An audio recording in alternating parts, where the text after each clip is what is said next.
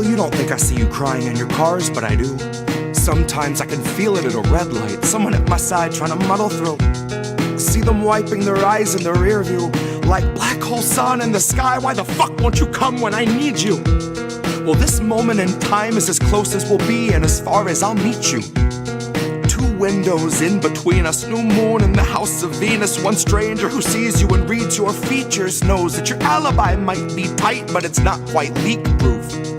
So if you're sitting at the light and you're crying in your car, just know that I see you. And it's a 50-50 that I'm bloodshot, gun-shy, once bitten, twice tried, ribs pried wide to the sky till I'm see-through. That's you, in case you don't recognize yourself.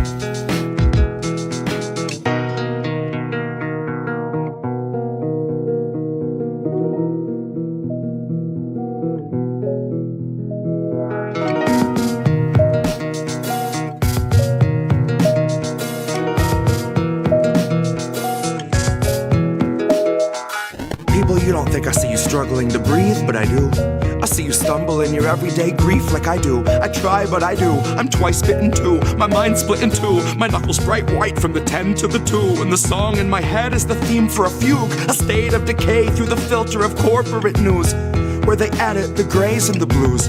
They whitewash the brown till they drown out the natural hues. And then it's just another fact to refuse, that the corporate ladders for hanging the company noose. Consider it one of your perks, after all it's communal in use. So you can come and hang till your legs go limp and they're shaking you loose. Now you watch 5 co-workers opt for the alternate exit, neatly suspended above where you wolf down your food. And your company gets its incentives embellished by harping on wellness, suggesting you'd best take time for your mental health after your 14 hours are through. Like we gave you a bottle to piss in and fixed up a noose on the crossbeam. Christ, what more can we do? So if you struggle to breathe any moment that you aren't asleep, then remember, most of Americans fear for their savings, fear for their shelter, fear for their babies. You aren't the fringe of exception, but rather a perfect example of capital's rule. And you're far less alone than the ruling class tells you is true. You're far less alone than the ruling class tells you is true.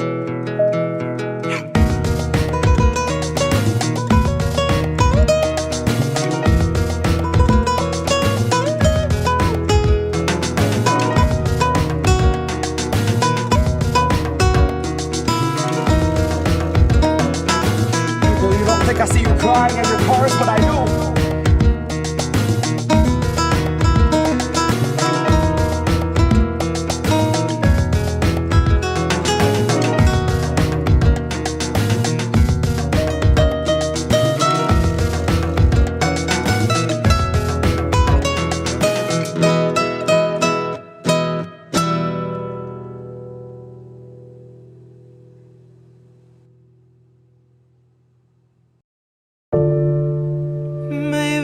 That's how it goes. We won't open our eyes, so we're the last ones to know. We're the last ones alive. Kept our enemies close. Wondered why we don't thrive while we're grasping at ghosts. Counting backwards from 5. Counting backwards from 5.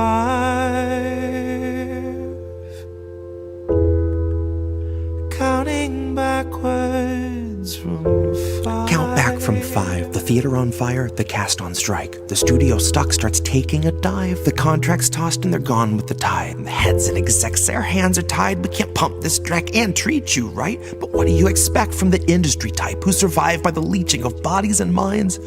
From those who original thoughts never seem to find. So they're gonna reboot ALF before your wages rise. And it gives cause to pause and reflect on the times.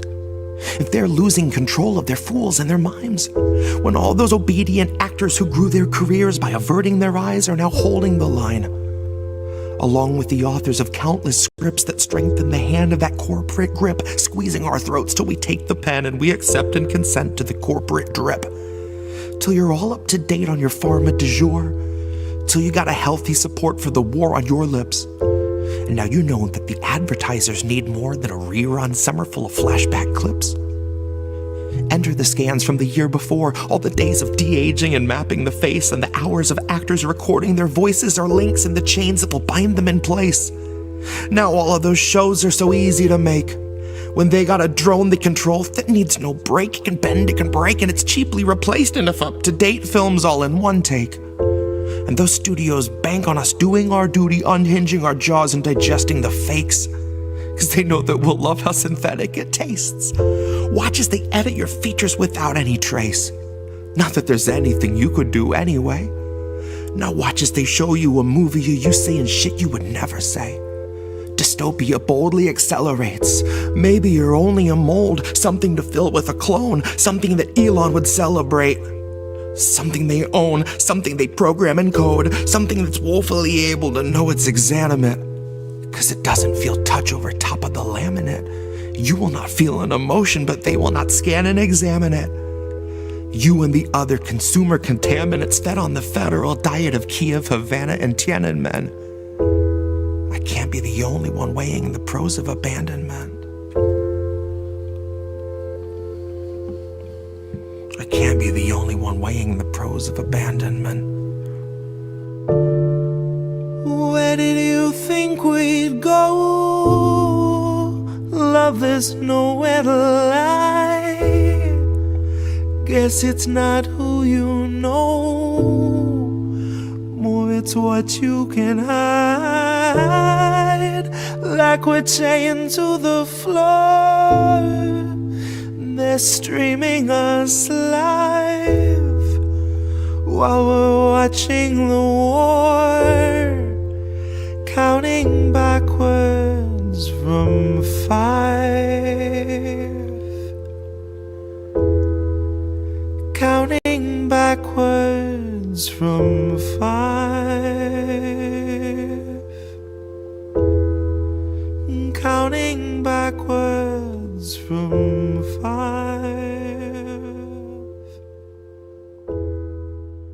Counting backwards. False alarm. I thought that help was here. But it was my own reassurance bouncing round 100,000 times in my own ecosphere. If every time you speak you keep it off the record, consequently you can keep your record clear. And if you mute the speech that shakes your frail beliefs, you only seek to insulate your image and continue down the stream in the direction clout and credit steers. Directly from your mouth into am I the asshole Reddit's ears. Directly back into the greasy pockets of some Gates Foundation financiers. And then directly back into the frantic final thoughts of early trial Neuralink volunteers, staring at the numb and mumbling vacancies where recently had been their peers. Half of whom are glitching with the memory stuck on pause, and half have zero fucking clue just who they are or why they're here.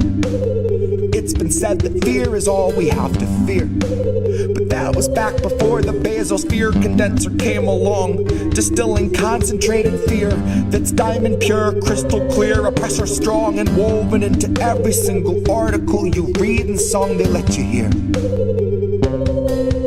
And then Elon heard that Jeff enhanced our fears by 86%, and he said, hold my beer. And not a single sheep among the herd would turn their head or say a word, cause they were all too busy begging for the shears, begging for the muzzle, happy just to guzzle, feed, and watch a screen for all their years. Man, to each his own, can't afford a home, but they'll let you have your cozy little ecosphere, where there among your own devices you can break the seventh seal, overthrow the oracles and slay the seer. All the tomes were burned and all the lips were seared. Shut your eyes and all our lives just disappear. Now blink them twice. Welcome to your ecosphere.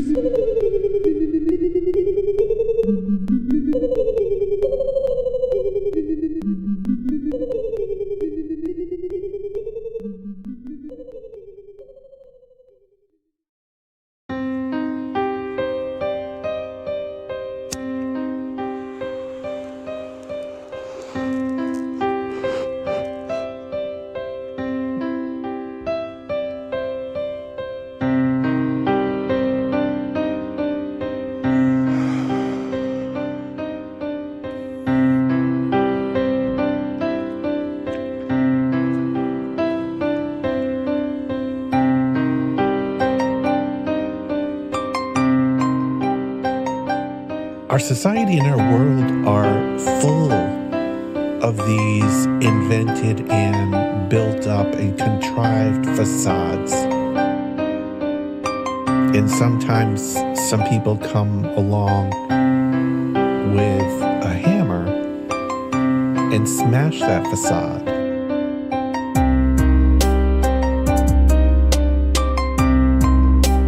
It's a brilliant, powerful hammer. It's a brilliant, powerful hammer to smash that facade.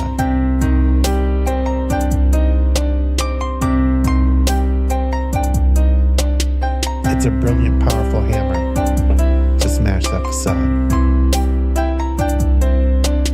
Welcome to the future. Shit where you please. The Wi-Fi's killer, but there's no more bees. So there's hardly any flowers, there are very few trees, and you'll pay $1,000 for some honey for your tea.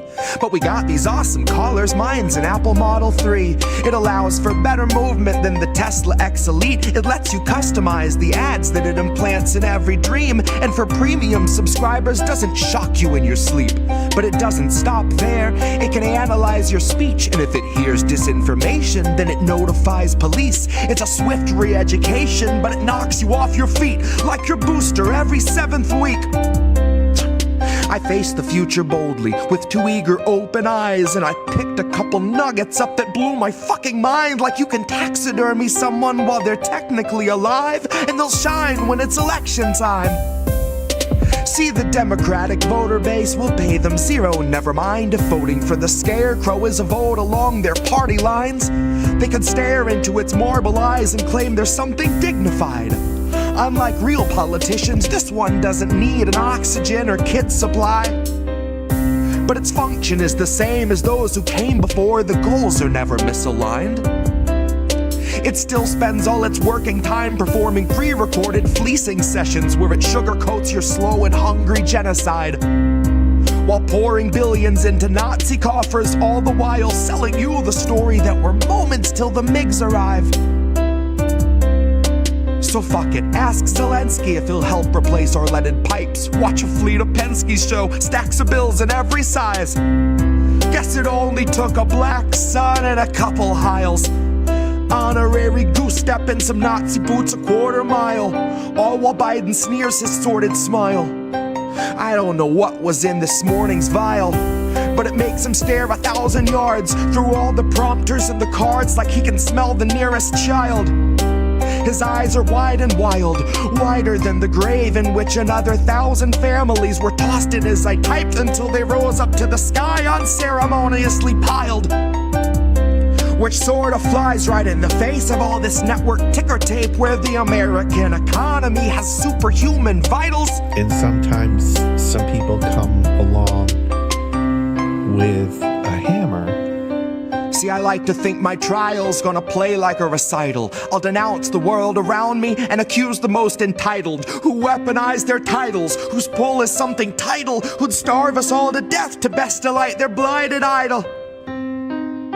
So they might destroy the record, and I will never get to vinyl.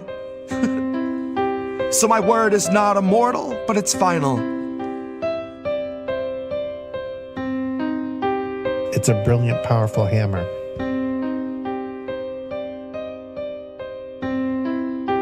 It's a brilliant, powerful hammer to smash that facade. I guess this isn't such an awful place. Is that what you want me to say? You prove it's possible to sleep for days and to still think you're right here awake. The cost of living isn't much to make, but God, it's so hard to save. And when they told you everything was safe, were you safe?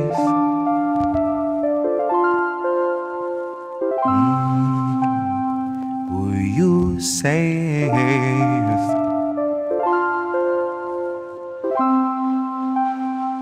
Were you safe?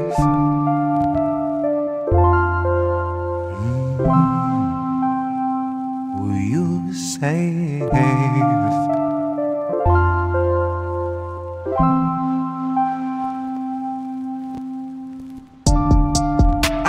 this isn't such an awful place. Is that what you want me to say? You prove it's possible to sleep for days, and I still think you're right here awake. The cost of living isn't much to make, but God, it's so hard to say. And when they told you everything was safe, were you safe?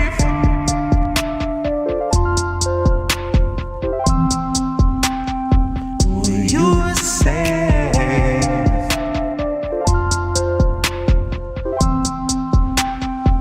Were you safe?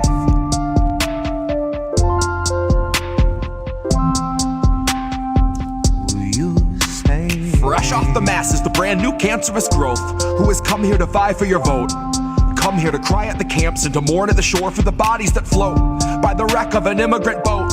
Then it's back to their luxury home, couple security booths and a moat, couple cigars, little escargot, little booze and a soak. Just breathe in the steam and the smoke. Pink salt, lavender, candles are low. Shit, when you do what you do, gotta lighten the load. And he got a life of his own that's a sight to behold. And it's a lot to control, to decipher the code or to siphon the soul. The cost of a good night's sleep for the working elite is a bargain, no matter the toll. Worth any wager, and that comes straight from the mouth of the means to the goal that will swallow us whole. Ripe for the picking if you don't mind mold, and you know I don't. Maybe we're pleasantly prone, maybe we're taking a licking, compliantly ticking and ticking and ticking, but never explode. No, I don't deliver the prettiest image, but damn if it isn't an accurate vision of natural fission, of rage at the system and abject heartbreak, patiently waiting for any who will listen. That little blue bird who was watching your words is a federal carrier pigeon, a Langley first. It's a patient observer who hears what it wants and is trained for the worst. Oh, you got nothing to hide. They'll be the ones to decide that after they root through your purse, after they read all your text, after they raid your apartment, confiscate all of its contents, then conjure up evidence out of the air on a wing and a prayer and malicious intelligence nonsense. Any presumption of innocence long since gone, right along with your comforts and constants. Historically first they will come for the communists.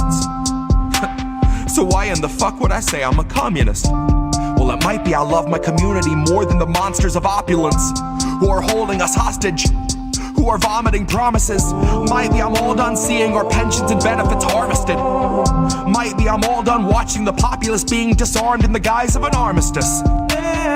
Watching a woman collapse on the floor who will rise no more. She is wheeled out the door and you're next in line for the pharmacist. If you can get me to vote, it's a hard no confidence. But part of the charm of deception is politics wearing the mask of incompetence. It's all in the art of austerity, darling. It's all in the slide of the providence. Until home is as wide as your cubicle height and is only as deep as your coffin is. Maybe I'm miles away from impatience, aching to break off the head of the snake where the capital lust, reptile brain, and the margin of profit is. Like off with his. Like off with his. I guess this isn't such an awful place. Is that what you want me to say? You prove it's possible to sleep for days, and I still think you're right here awake.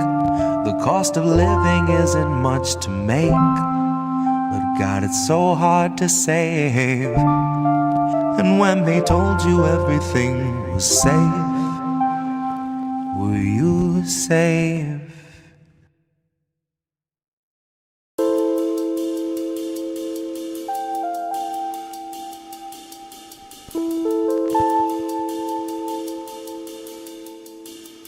Hey, what about you, eyeballs? What did you see? It couldn't have been me, sir. I was front row in my AOC t-shirt, foie gras sucking on a press release, sir. My head down, fourth shot, good little sheep, sir. Sit down, sweetie, the adults are gonna speak first. They trust the science and they're terrified of research. Here to thank our healthcare heroes, they've been feeding to the burnout, feet first. Until suddenly they dip mid-shift, take a header off a bridge. Such a shame, they were really such a sweet nurse. Now they'll never get the card and the cold slice of pizza meant to thank them for their teamwork. Now they'll never get the baggie full of checks mixed, which would be the one reward they'd see for the moms they had to intubate. and the countless cries of grief since we've been haunted by the specter of the C word. Now all the applause for our healthcare heroes rings a very hollow note because we played it out like Freebird. See, add the ones and zeros in our fragile checks and balances, or checks for all the wealthy who have such unholy talents that we think it's patriotic that we all got zero balances. And re-elect Pelosi so she'll face our toughest challenges, which is analogous to water for a drowning man. Nancy disregards our impoverished with a spiteful and dismissive little waving of her withered hand. Cause 500,000 freezing on the streets is Biden's winter plan. And I bet you swore they told you were voting for a different man. But really all you wanted was a different man. It didn't make a fucking difference if he finishes the previous inhabitant's agenda and starts auctioning protected land. Biden's born to leap at any war a donor's check demands. Turns out that you can't cure greed once it infects a man. Once they lose respect for human life and focus all their fucking efforts on the oil baron rescue plan. Honey, what are we to Hecuba or Hecuba to us that if she's starving we should give a damn? Why should we be moved to tears if someone isn't eating? We won't even recognize that food is essential to our being. It's just us and motherfucking Israel who will not guarantee that food's a basic human right. Because starvation is our favorite tool of genocide disguised as sanctioned democratic healing. That's me in the corner, losing my religion, gouging out my eyes and then dancing on the ceiling. Jesus fucking Christ, what a feeling.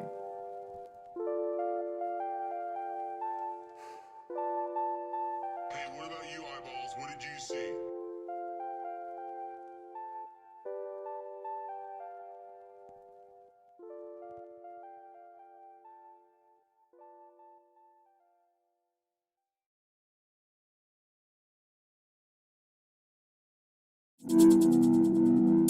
There's a difference between peace and liberation, is there not? You can have injustice and have peace. INN News. There's a difference between peace and liberation, is there not? You can have injustice and have peace. Isn't that correct? Have peace and be enslaved. Yes. So peace isn't the answer. No. Liberation is the answer.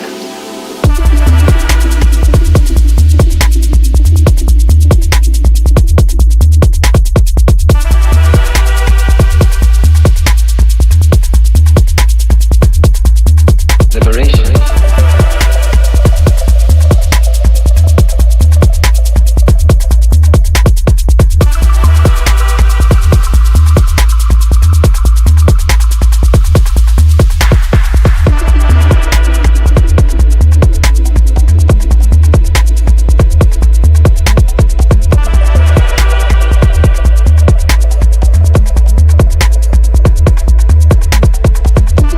INN News. It is Wednesday, my dudes.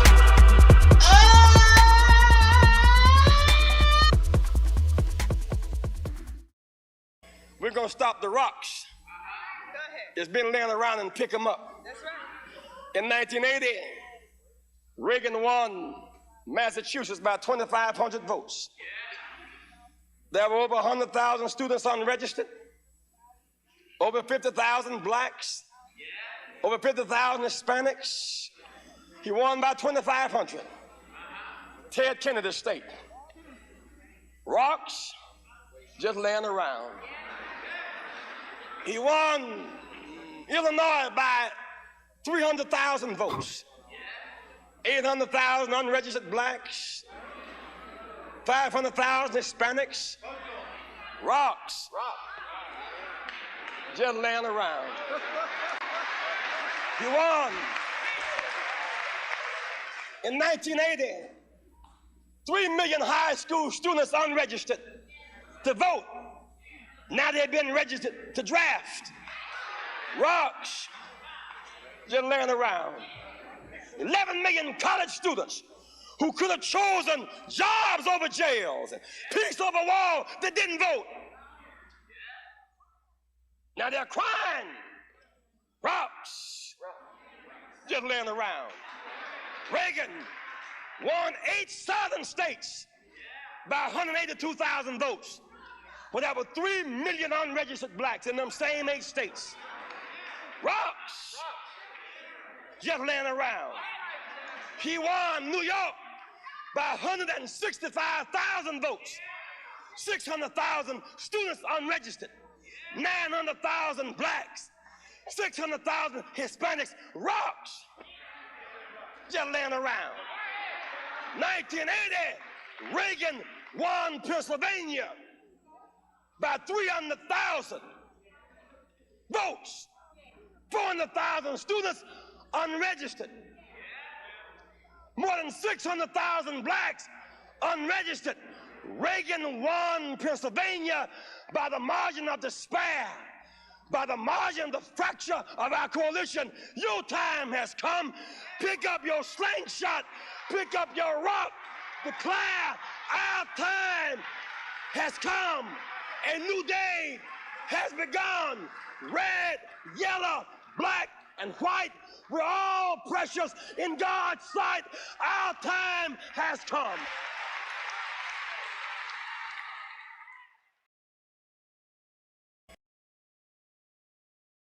You brought the Reverend Jesse? Yes, I brought Jesse. Jesse. Pastor Jesse. Yeah, we were talking about this yesterday during planning, because obviously, as many of you know, Jesse Jackson passed away yesterday. So obviously there was a lot of tweets and a lot of condolences to him from the masses. And we were talking about yesterday. I did pull this up, potentially to play for our opening. And you were well, I pulled it, but both of us were like, we feel some ways about Jesse for sure. Yeah, because I think, now granted, I grew up, I wasn't living in the country. I was in and out of the country in the 80s. So I don't really know of Jesse that well, especially given how he ran for president in the 80s. I wasn't in this country at the time. But I do know of him. But I do know him in his later life. And wasn't the best, in my opinion, with that. He, as the kids say, mid. Right. And we've talked about this. He's one of those that start hot, and then the empire gets a hold of you, and then you become more lived out. And I think he became that as he got on in years. So obviously, given that, I personally look, I get why people are kind of giving their condolences to him. We're seeing a lot of clips and tweets of how, in this clip, how he went off on Democrats, basically saying, like, you weren't inspiring people to come out and vote for you, and now Reagan's president. Like, so that was what that clip was in terms of why we wanted to show that clip. And I think that's actually good. I wanted to play this clip mostly because it will kind of go into what I want to share in my first segment tonight as far as my Black History Month series. Right. But fortunately, we, as we say, we are a channel of nuance. Mm-hmm. And our patron saint, Kwame Ture, had some stuff that he had to say regarding the Reverend Kwame Ture. So let's watch what he says first, and then I have a little bit more that I just pulled in Yes, a few sir. minutes ago that we'll share, and then we'll continue. We have now some 7,000 elected officials. Matter of fact, Africans in America have more elected officials than any other ethnic group in the country. And yet, we have no power at all. So all of these changes have been... But how would you define no power then? I'm coming to show you no power. The fact that the conditions of life of the masses of our people are worse today in Los Angeles than they were in 1965 show that we have no power. We have a lot of visibility. Jesse Jackson seen all over television. He has no power at all. None whatsoever. So they give us visibility but no power. So the conditions of the masses, because there's no power, becomes worse, not better. But I don't think Kurt Smoke would say he has no power, the mayor of Baltimore. He has no power. Why would you say he has no power? Well, let me talk about that. Okay, but wait, let me just tell you, I'll come right to it. Why would you say he has no power? He's the mayor of Baltimore. I mean, he's trying to do things to affect not only African Americans, but other Americans in Baltimore. I'll tell you why and he has more power than... I'll tell you why he has no power. Okay. For us, power can come only from our organized masses. All of our power to bring change in this country come from mass struggle. That's clear. So if the power comes from mass struggle, it is clear to change things. Political power can only come from the organized masses to ensure those changes. And since the masses of our people are not organized, he can have no power at all, none whatsoever. If he does, where's his power base? It certainly is not the mass of his people, and if it's not the masses of his people, the power base must be used against his people.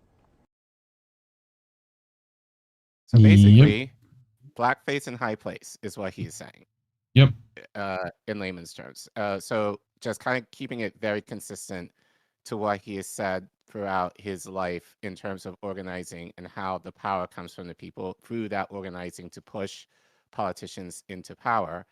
And to kind of go on a little bit more into that, I actually found this this article from Breakthrough Magazine where he talks about Jesse a little bit more. So the interviewer, I'm not sure who the interviewer is, but asked Kwame, let's shift to the current situation in this country and to the tasks facing the African and white movements today. To begin with, how do you assess the Jesse Jackson campaign? So this is Kwame's response. Jesse's campaign represents for us a reform movement. We are revolutionary, but in no way are we antagonistic to this reform movement. On the contrary, we encourage it, even though we ourselves would not be involved in it. Because for those who have never taken any type of action, this type of reform action can lead them to revolutionary action. We do not believe that reform leads to revolution, but those involved in reform action can lead to revolutionary action. This is the difference we have with many. So in no way do we discourage reform activity. You can do the next one. Yeah. To the left, zoom in. Yep. Go on. There you go. Yeah. For us, all the Jackson campaign can do is heighten the political consciousness of the masses of the people and create contradictions inside the Democratic Party. Even if it's not Jackson's intention to do so, his very presence and the line he will be forced to hold will cause this contradiction inside the Democratic Party. The last time at the convention, he asked for three meager demands: reforms. These reforms have not been met up until this point. So the struggle in the past has been that the white left saw ideological hegemony over the movement. They did not seek practical hegemony in activity, but they did seek ideological hegemony. Even in the area of reform from Jesse Jackson's campaign, we can see the redressment of this in the Rainbow Coalition. What the Rainbow Coalition has done is a reflection of the struggles in the country that have put the... Hold on. Why are you backwards? That one, right? Yeah. Have put... Jackson is faced with having to meet these three. Oh, did I? I think I might cut it wrong. Yeah. That's okay. In addition, the pressure that will put on him now to take a more radical position than other candidates will allow him to polarize the national minorities in the country who are involved in electoral politics, and at the same time take the white left and take the white workers and farmers who are confused at this point with the capitalist system and looking for a way out. So this is how I kind of interpret all of this in a nutshell. And I think, actually, I kind of want to talk about this a little bit more because I think even with us, and I thought about this morning, I think people might think that on our network and with us that we're against reform. We're not. Reform has a place. However, what we are against is, and I made a tweet about this morning, because I'm hearing like a lot of people say reform are the practical. We need to be practical in terms of reform. Here's my example. See, that's where I differ. It's like, right, but here's my example though. If you have a house and the foundation is shoddy, the practical response is not to paint the walls. right. It's not to dress the windows. It's not to fix the roof. While they might be nice, if you don't fix the foundation, it makes no sense. That is the practical solution. Yeah. Fix what you can with the foundation first, and then everything else can come after. That's the practical response. Because you can dress up the politics all you want in terms of reform, but if you don't deal with the root problem, they're going to continue, if not destroy you. So that's our issue with reform, especially given both parties. I would argue more with the Democrats. They're always looking to reform. They're always looking to do the incremental thing, which might seem easy, but they're not dealing with the root problem. And if you don't deal with the root problem, no reform is going to completely eliminate the issues that exist in the country in the first place. And I think that's what Toure was trying to get at. Well, and even then, like it was a time where like we were still talking about reforming the Democratic Party, which is what Kwame was like hoping Jesse was going to be capable of doing. And I think it's one of those times where it's been proven yet again that they're not letting you do that. Like reform is great in a system where reform is possible, fast, easy to do. Like, if your base is I would argue, actually working. If you have the main shit together, right? Generally speaking, reforms are fine because then it's just a matter of tweaking things. You can't reform something that's already broken. Yep. Try as you might. Well, and I've said it with unions. Unions are reformist in nature. That doesn't mean even in a perfect co-op communist system that you shouldn't have a union, because you need someone that will actively reform for the workers. But like at this point, it's just too slow. Like the incremental reform is just too slow at this point. Right. We got much bigger problems. And like, that's our problem tactically with a lot of people, you know, like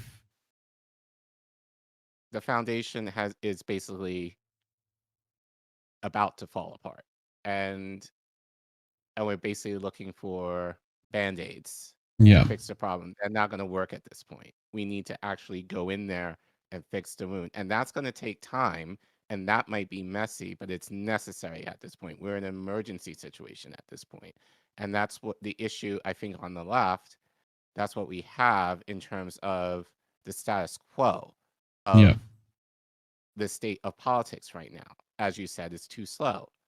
And we don't mind being slow if things are working as they should. But right now, we're in an emergency situation. So we need stuff now. We needed stuff yesterday. But so I sent you this yesterday of oh, I didn't see that. Like I felt like it was pretty indicative of the way we felt.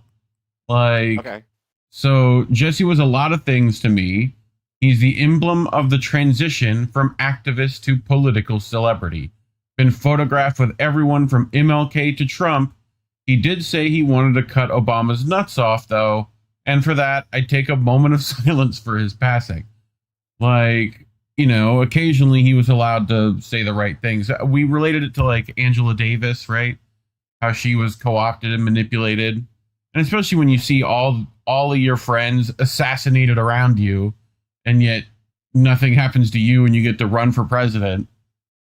Like, there's some questions for sure that I'm sure our audience has already looked into and asked, but, you know, especially with how he dealt with things in the last little bits of stuff, you know, but he was pro-Palestine and, you know, he hit the bare minimum positions.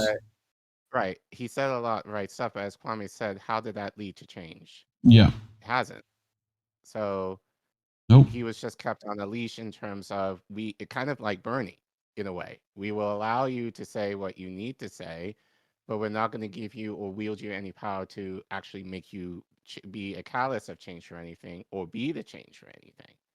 So, yeah, it's just another way, even back then, I would argue, to kind of co-opt these lefties' ideas into mainstream, but using a black face to do it. Right. Well, But anyway, that was a segment. So welcome to INN News, everyone. Welcome. Jack's Page over on the Rumble giving us $5 already. Jack's Page does this. She goes over on the Rumble and she knows I'm not looking. She knows I don't check it until like right after our first segment's done, and she sneaks her little donation in so that we don't notice. This time, I caught you this time, right? She said, "Hola, gentlemen, glad to catch you live. Appreciate you. One of the better ones. I got to add you to the VIP list. You've definitely earned it." Thank you. Appreciate you. Accord Lord in the chat. Reform equals socialism, full change, communism. And said that's not reform, that's concession. Pretty much. Pretty much. You know. So reform is the tool for the start of change. Which, you know, maybe. Like at this point, I'm sharpening up the steel that falls down on necks. But what do I know? You know? Like I don't see a lot of options, but I'll be the local cynic. I'm fine with that. Even though the handsome cynic is in the chat. So, you know, plenty of us around here. But anyway, we brought stories. We did. So what'd you bring? So kind of want to keep, not light, but kind of keep it somewhat easy for me because again, we're not going to talk about the main shit like that you've probably been bombarded. You brought the movie card in as the teacher. You rolled the movie card in. You know. You know. I thought it was interesting because this movie, and we do this about once a year, maybe talk about, especially around this time because it's Oscar season. So I think it's just kind of funny that all these Palestine related movies are coming out. Like last year, I forgot the name of that movie, and actually there are two. This one, Palestine 36, and then there's another one apparently that came out a few months ago regarding Hind, about the 5-year-old that was brutally murdered by the IDF. We've talked about her extensively on the show. Yep. I might talk about Hind that. Rajab. Yeah, Hind Rajab. So I might talk about that one next week, maybe. I have to look into it. But here's a movie, again, if you are interested or have no idea about. And we're probably getting ahead of it because I'm sure if it wins an Oscar or more people... Everyone will talk about it after that. Right. So we're jumping on this. What is it? What's the line? Next year's news now? I think that's our tagline now, right? Yeah. Okay, just making sure. So we'll talk. So we'll give a review. Someone else gave a review about this movie. You may want to check it out. I'm sure it's in limited release right now. So, but if you heard of it or if you're able to stream it, Palestine 36. But before that, to kind of go more into, we talked about organizing. And as part of my Black History Month series, I've been looking to talk about people that are not as well known to kind of highlight. I actually I've had this article for a while, and it's more or less using different people, including Kwame Ture, in terms of what does true resistance look like. So we're going to feature 3 people in this, again, including Ture, but we know him very well, especially if you've been watching the show for a while. But it's from The Guardian, so there's some good points, but I'm going to kind of rip into it. I do have some critique on what the journalist wrote somewhat. Yep. But we'll get into that in a little bit. And then what did you bring, Reef? Well, I brought something that I haven't seen many people in indie media cover. We've been covering Palestine action and their actions for a minute now. Labeling them terrorists and arresting anyone supporting them. Well, the gaffles have struck. At least, temporarily for now, that it's ruled to not be a terrorist organization. So at least support of it won't be arrested and whatever. So we'll get into specifics during the segment. But, I have a couple of, Declassified UK and Council of State and, couple of people weighed in on that. So I have that. And then we've been on, Minnesota, kick for a minute. Minneapolis, Minnesota. Which one is it? Minnesota, right? Minneapolis, Minnesota. Yeah, that's what geography. I was taught in the South, all right? Our schools aren't that good. I try real hard, but I'm working from real low bar, all right? So give me a break on the state geography, okay? I'm trying. But anyway, some native organizations are protesting. Another thing that I've not seen many people talk about, they all covered Standing Rock to no end. So, but this small group, no one's ever going to touch. So I will, I guess. Unicorn Riot is out there doing the work, and showcasing these people, literally building teepees to protest, and occupying space to try to get their land back, So people have talked about how we're all on stolen land at award shows recently. I figured, hey, maybe we actually cover some folks working on that very thing. So anyway, here to get started. That's what I brought. But before we do that, YouTube, we are remonetized by YouTube, so that's fun. But keep in mind that if you do decide to give from YouTube, they take 30% of your money. So for every dollar you give, they take 30 cents.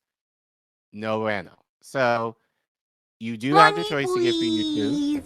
But if you want to ensure that most, if not all of your money goes to the network, one way you could do that is through Ko-fi by scanning the QR code you see on your screen, or go to the Ko-fi link that you see at the bottom of your screen, or if you're in the YouTube chat and we're live, type in !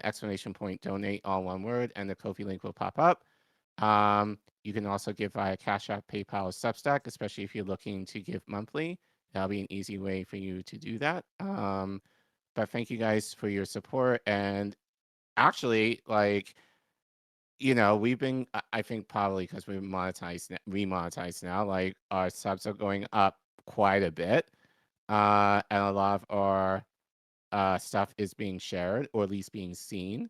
So we definitely want to thank you guys for promoting and sharing our content, so more people are able to know who we are. We're still shadow bans, so people are not, so we do not pop up in the algorithm often, if at all. So your support and your engagement allegedly helps with that. So either by liking, sharing, subscribing, or leaving comments to our segments / videos. But we thank you all the same. Anyone who's given at any point will be on our Hall of Fame. And anyone you see in the page are super fans, are super MVPs, VIPs, who given considerable amount to the network. And I gotta add that one. This one gets a gold one. So just gotta remember. Yeah. But yeah, if you want to give in other ways too, monthly at Patreon or Substack, also appreciated. Cash App and stuff, all that fun stuff. You can find links to all our stuff in the doobly-doo. We appreciate it very much. So, anything else? Cordler said, Yes. I've noticed YouTube not showing me your videos and need to start going to my subs page. Yeah, check to make sure you're subscribed as well, because YouTube does some mess and unsubscribes people from time to time. So make sure you are subscribed. Although even with that, sometimes I do not always get alerts as to which, because especially for the show, I'm usually the one who schedules clips. Sometimes depending on when I schedule the clip, now sometimes I might do it like minutes prior to.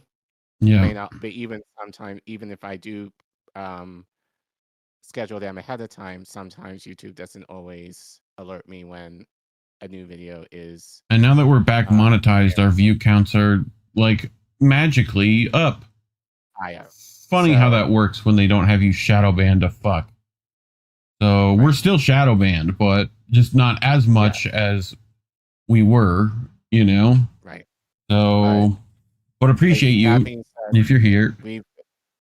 We appreciate you guys being here and been supporting us this whole time. And now that we've remonetized, we definitely want to take advantage of that and have our content shown to more people. So liking, subscribing, engaging helps with that, allegedly. So, but thank you. Shall we get started? Yes, sir. All right. So our technically, I guess, second segment of the night. So I've been hanging on to this article for a while.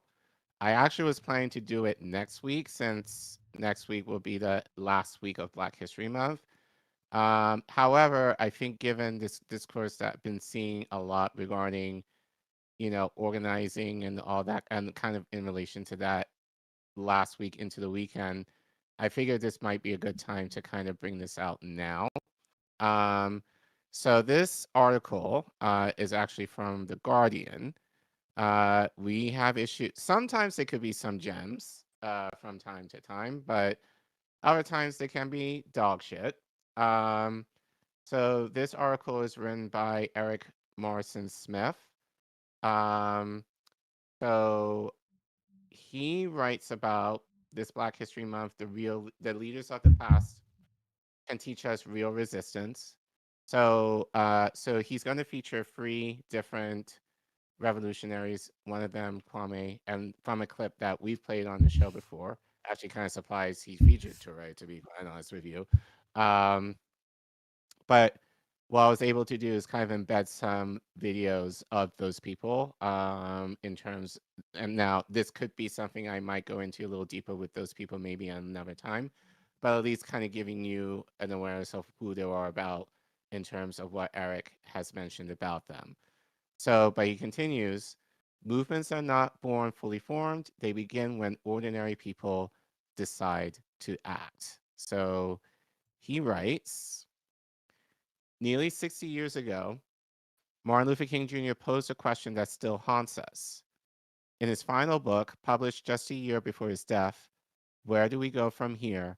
Chaos or Community? He argued that we are standing at a crossroads. One path leading towards chaos, deepening poverty, violence, and repression, while the other required us to collectively choose and build community. Too few of us answered his call. At times, we chose distraction, comfort, and complacency. At others, we turn away from the violence of this world inflicted on the country. At others, we turn away from the violence of this country inflicted on the world, allowing the corruption of those in power to harden and accumulate. We can blame politicians or corporations, or those who remain neutral, but the truth is, we all carry some level of responsibility. And still, the challenge remains. Are we ready to do what is necessary to build community, to protect one another, to stop outsourcing our power? This Black History Month, we must go beyond the passive commemorations that have become commonplace in our culture. We need to go beyond the hashtags, curated quotes, safe tributes, and parades, and learn about how change was actually made and take responsibility for continuing it. Okay. So he starts with, if we want a model for that responsibility, the activist Ella Baker is essential. Often working behind the scenes, she helped build some of the most important organizations of the civil rights movement. One of her most enduring contributions was her insistence on building strong people so that they would no longer need strong leaders. Baker, who died in 1986, believed that people must organize where they are, in the neighborhoods, workplaces, and schools, not by waiting for charismatic saviors, but by developing leadership from below. She understood that young people and poor and working class communities already possessed knowledge, strength, and leadership, and for that those capacities, when nurtured, could be mobilized for real social change. So here's a clip of her. Okay. Short In clip. Puerto Rico. Yep. I gotta clear my cookies. They've done this. See this nonsense? Used to have pause right here. And then, like, for some reason, like, I gotta clear my cookies before it, like, comes back. I don't know. Something YouTube's, like, rolling out. Dumb. But anyway. Friends, brothers, and sisters in the struggle for human dignity and freedom, I am here to represent the struggle that has gone on for 300 or more years, a struggle to be recognized as citizens in a country in which we were born. I have had about 40 or 50 years of struggle, ever since a little boy on the streets of Norfolk called me a nigger. I struck him back. I had to learn that hitting back with my fist one individual was not enough. It takes organization. It takes dedication. It takes the willingness to stand by and do what has to be done when it has to be done. A nice gathering like today is not enough. You have to go back and reach out to your neighbors who don't speak to you. And you have to reach out to your friends who think they are making it good and get them to understand that they, as well as you and I, cannot be free in America or anywhere else where there is capitalism and imperialism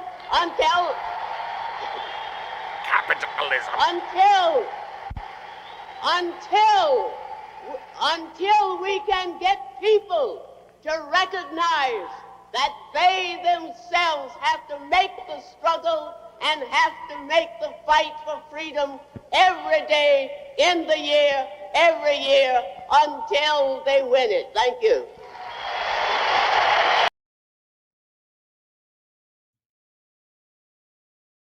I mean, just kind of high key. I appreciate the fact that she said that, I guess it was a kid, called her the N word. She's like, no, I hit him. Yeah, elbow, knee. Looking, take it to him. Like, my only issue, and me and you have talked about this a bunch. You know, have you heard of the term Barnum statement? Yes. Okay. Like, used a lot in things like horoscopes and religion and all that fun stuff, right? Fortune cookies, right? Things that are vague enough that it applies to anyone, right? Right. Like, I think of the word organization that way. It's like far too vague and used by so many that, like, when I hear it, I just go like, yeah, but what does that mean? Like, the minute I hear that, it just feels like a platitude. Like, and she probably knows what, and part of the problem is too, is I think a lot of this comes from a time where that was far more possible, you know?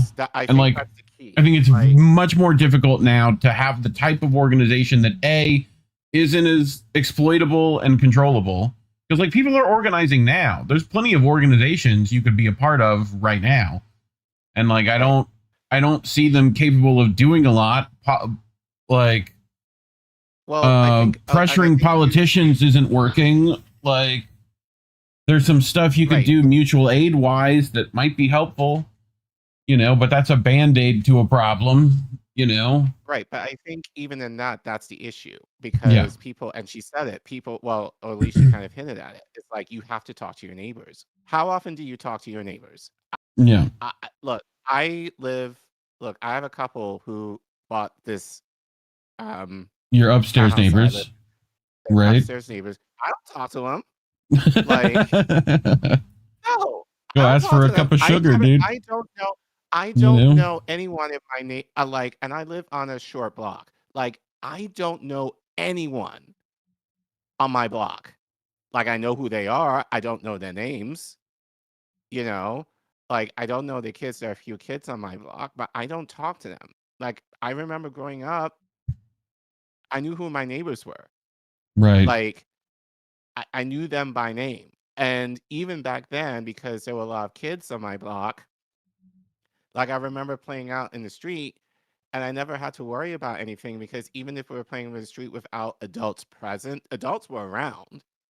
So, but yeah, we don't have that anymore because everyone is just so busy and so insulated that the term organizing means, well, I think we have to redefine organizing in terms of what that means today, which I don't think we do. I think we kind of, in a lot of ways, romanticize it in terms of what was Very happening much so. back then.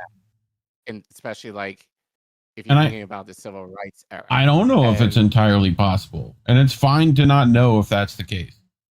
I think there's a lot of things that could go wrong, especially with the way our intelligence agencies work right now.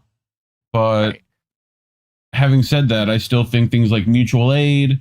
I was talking to you last night about renters unions, literally going to the people in your building and being like, hey, here's our problems. They're not being dealt with. What do we do? Because that's just knocking on your apartment building. So to me, that kind of organizing is still possible. At the hyper local level. Right. I think just even, I think we talked about this last night, kind of going off of that, because I mentioned, because for those of you who lived in the Northeast, we had at least Northeast corridor, basically. We had a major snowstorm here a few weeks ago. And now the snow is pretty much not gone entirely, but it's clear again, mostly. But they hadn't taken out our trash in 3 weeks. I think today was probably the first time in about 3 weeks that our trash was taken out.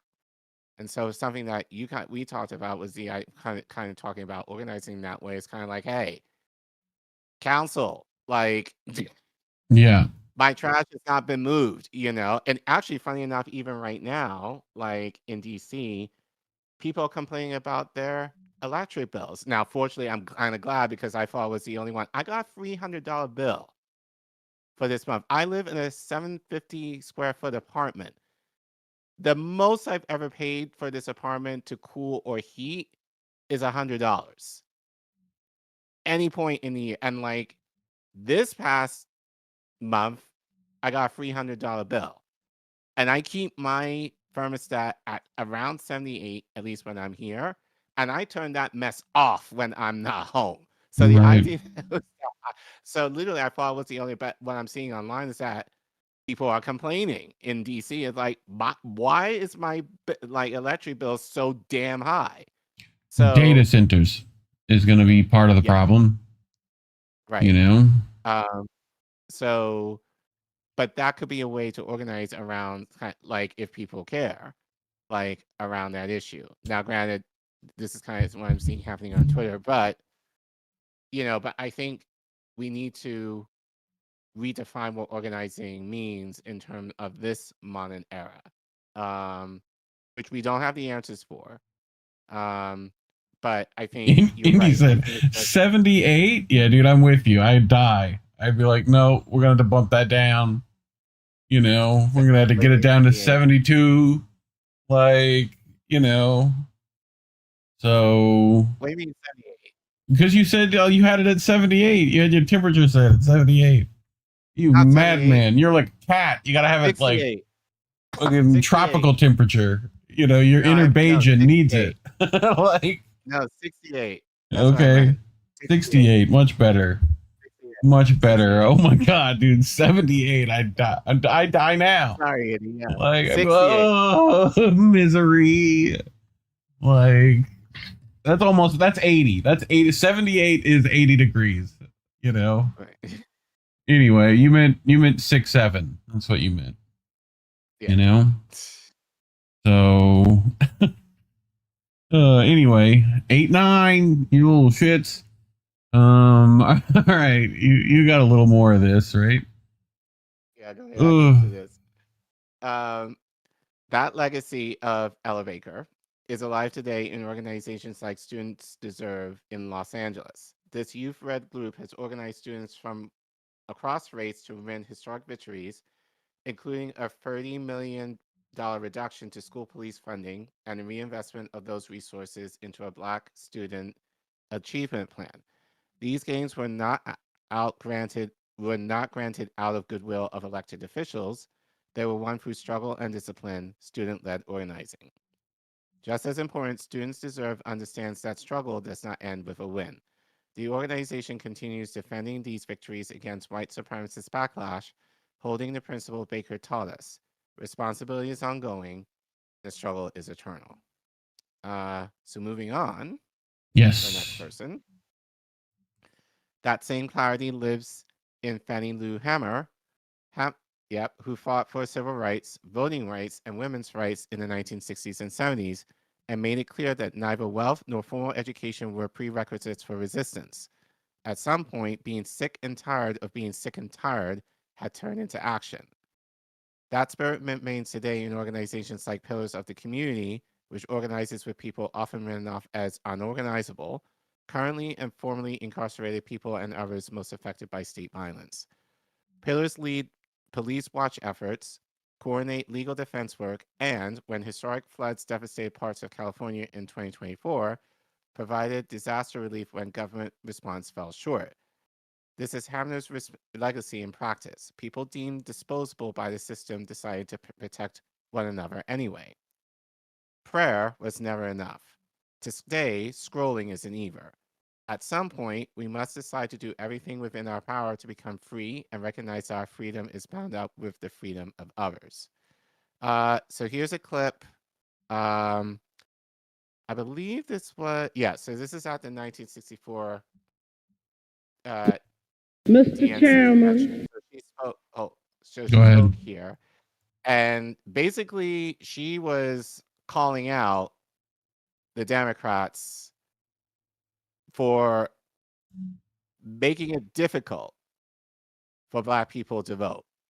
So, so we'll just listen to her and then we'll continue. Mr. Chairman, and to the Credentials Committee, my name is Mrs. Fannie Lou Hamer, and I live at 626 East Lafayette Street, Roosevelt, Mississippi. Sunflower County, the home of Senator James O. Eastland and Senator Stennis. It was the 31st of August in 1962 that 18 of us traveled 26 miles to the county courthouse in Indianola to try to register to become first-class citizens.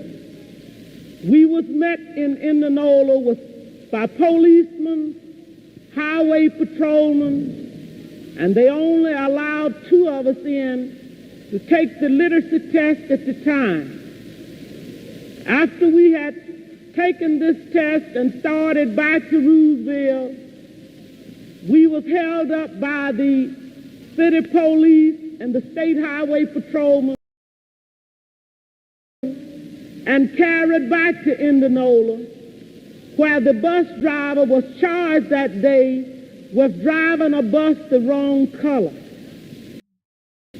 After we paid the fine among us, we continued on to Roosevelt, and Reverend Jeff Sonny carried me 4 miles in the rural area where I had worked as a timekeeper and sharecropper for 18 years.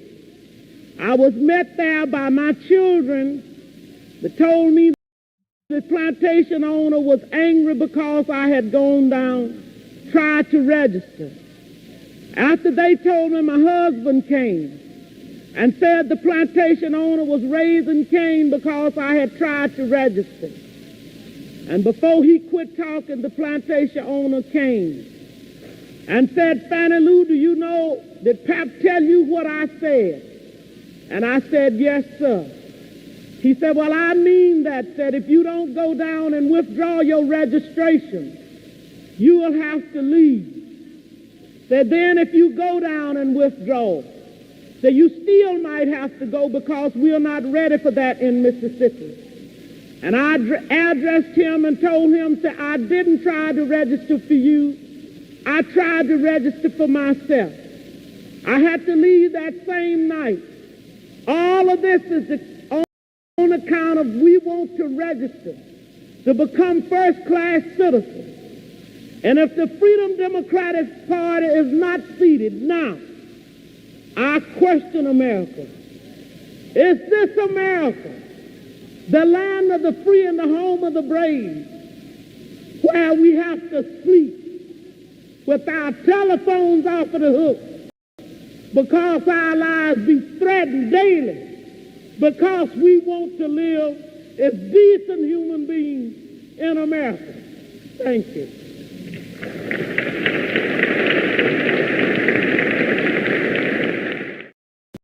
I mean, this was in 1960. Mr. Chairman. Yep.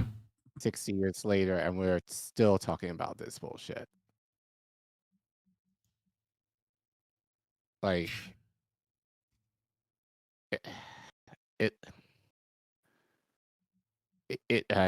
it's just like, what are we doing wrong? Like, I mean, I watch these clips, and they were not that long ago. We should have made tons of more progress than we are, and yet, Yeah, there's reasons for haven't that. moved. Well, this is my Yes, there's reason, point. but I think that's, but Like, but that's my frustration. It's like, what happened? Like, couple of things. where? A, the takeover of our electoral system so that even registering to vote doesn't really matter. Like, the control of our politicians to the point where you don't even have the influence, even if you pressure them with organization, they just have more resources to organize. You know, like Halliburton can outspend your influence 10-1. You know, like, plus if you've read One Nation Under Blackmail, plenty of other ways to manipulate politicians on top of that. So with all the Epstein running around, you might get an idea, you know? So, and then just think of the next organization you're going to talk about. What happened to them? What happened to its leaders? Infiltrated. And what happened? Literally sold out and put to the barrel of a gun by their own compatriots. Like, which I hope those people can't sleep at night. You know? Yeah. Like, I hope that at least there's a special circle in places for people like that, you know? But anyway. So I think too of the Black Panther Party and their unapologetic commitment to protecting Black communities, even against the state. In a moment when mass agents detain people in public spaces without accountability, that legacy is not abstract. In Oakland, organizations like the Anti-Police Terror Project, Communities United for Restorative Youth Justice, and others are carrying that tradition forward, building community-led infrastructure to respond to violence, mental health crises, and emergencies without relying on policing or incarceration. We're also seeing communities build safety networks and protect one another in real time from ICE attacks. But resistance must also be imaginative. Revolution is both an art and a science. Art that avoids struggle or stays safely on the surface is not neutral. It participates in the choice of chaos. And we need our writers, actors, and artists connected to these fights, not necessarily to lead them, but to help people reimagine what is possible, to teach, to energize, to amplify the work, and to refuse capitulation to the demands of the capitalistic machine, which we talked about even last week. Not even the case anymore. Yeah. But here's Fred Hampton addressing this group. It's slightly longer clip. Okay. But I'm just gonna let him share. Yes, sir. And then we'll continue. Let's do this then. Speed 1.25.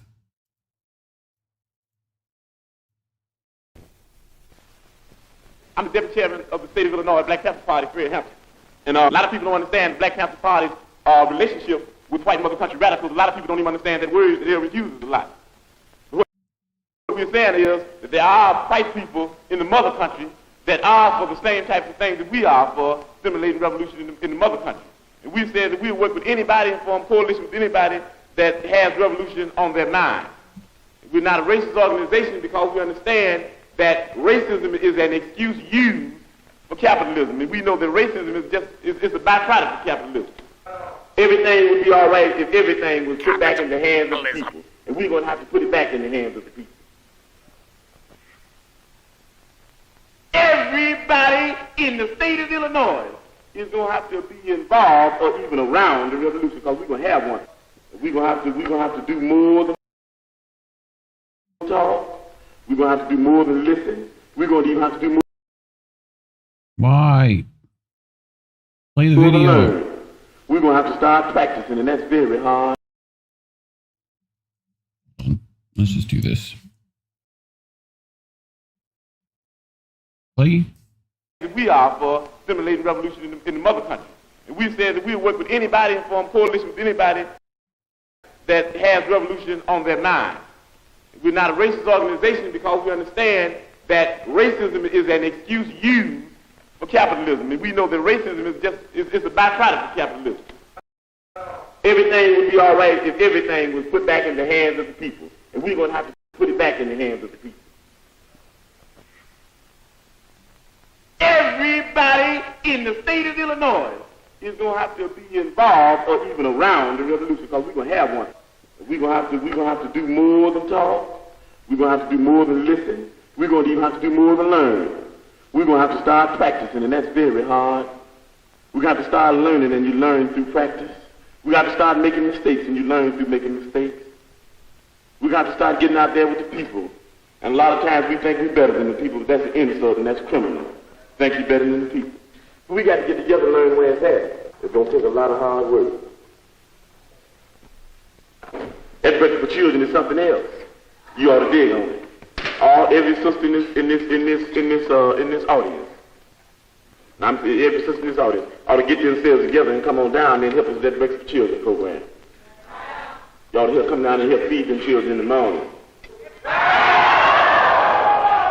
We have breakfast for children because we teach the people through practice, through observation and participation, that people can be fed free.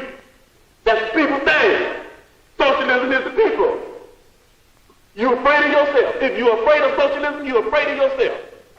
We know they have our pictures. We know they're looking for us. We know they want us. But we're still saying that even though we could be in a sense, as far as this system goes, on the mountaintop, we in the Black Panther Party, because of our dedication and understanding what's in the valley, knowing that the people in the valley, knowing that we originally came from the valley, knowing that our flag is the same flag as the people in the valley, knowing that our enemy is on the mountaintop, our friends are in the valley, we say even though it's nice to be on the mountaintop, we're going back to the valley.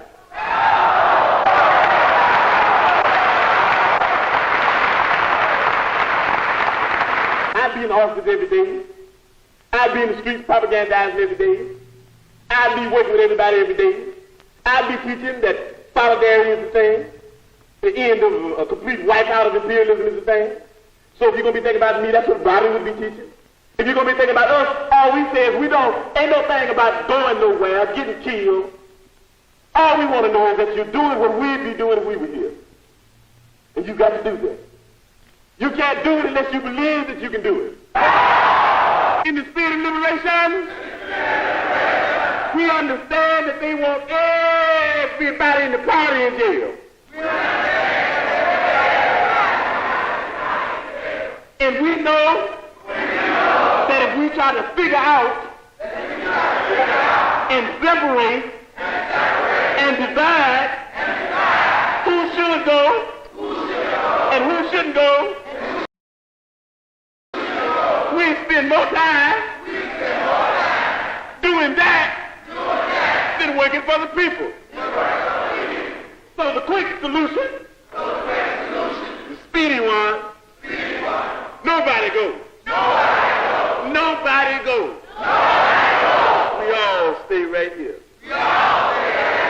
With the people. Because we love the people. Okay, you can put your hands down now. We say all power to all people. We say white power to white people. Brown power to brown people. Yellow power to yellow people. Black power to black people. X power to those that we left out. We say Panther power to the Vanguard Party. When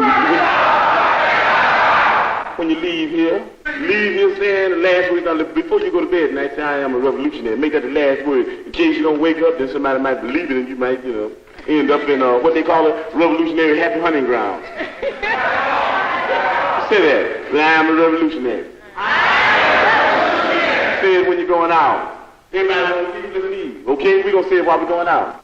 Hey, we're going to start a thing called Free Fred. Don't that sound nice? Hey, let's do that. Free Fred. Free Fred. Free Fred. Free Fred. Hey, I ain't even in jail yet.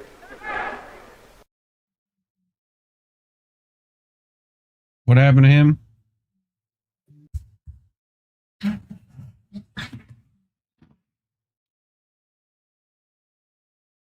I mean, there are reasons that happened. So, right. Well, feel free to look those up. If the government is afraid of you, not afraid of you, you're doing something wrong. Yep. So, yeah. But, again, not that long ago, people were, not to say it was perfect, but I think more aligned. And now, not so much. Even though, ironically, it seems easier to, given the power of social media. Well, see, that's the thing is like, look at what they're doing with Discord right now and other apps and Twitter and all these things that people were using to organize online. They're like, no.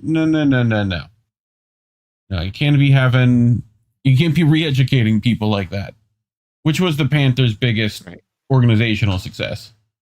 That and their mutual aid and their armed protection. Those three things, they definitely couldn't exist, So be like, no, we got to deal with that. And then I think they just shut down all those avenues of change. Just be like, all right, we it's too easy. We can't let them work like that anymore, So, but anyway, you got a little bit more, I think. A little bit more, yep. There is another impulse we must name and refuse, the temptation to tap out, to disengage our frustration when others do not participate, do not vote the right way, or do not move fast enough. A person defeated in spirit will soon be defeated in reality, and forgetting that social change is a protracted struggle is a sure path to lost morale. History is often taught as a series of dramatic moments, a march, a speech, a bill signed into law.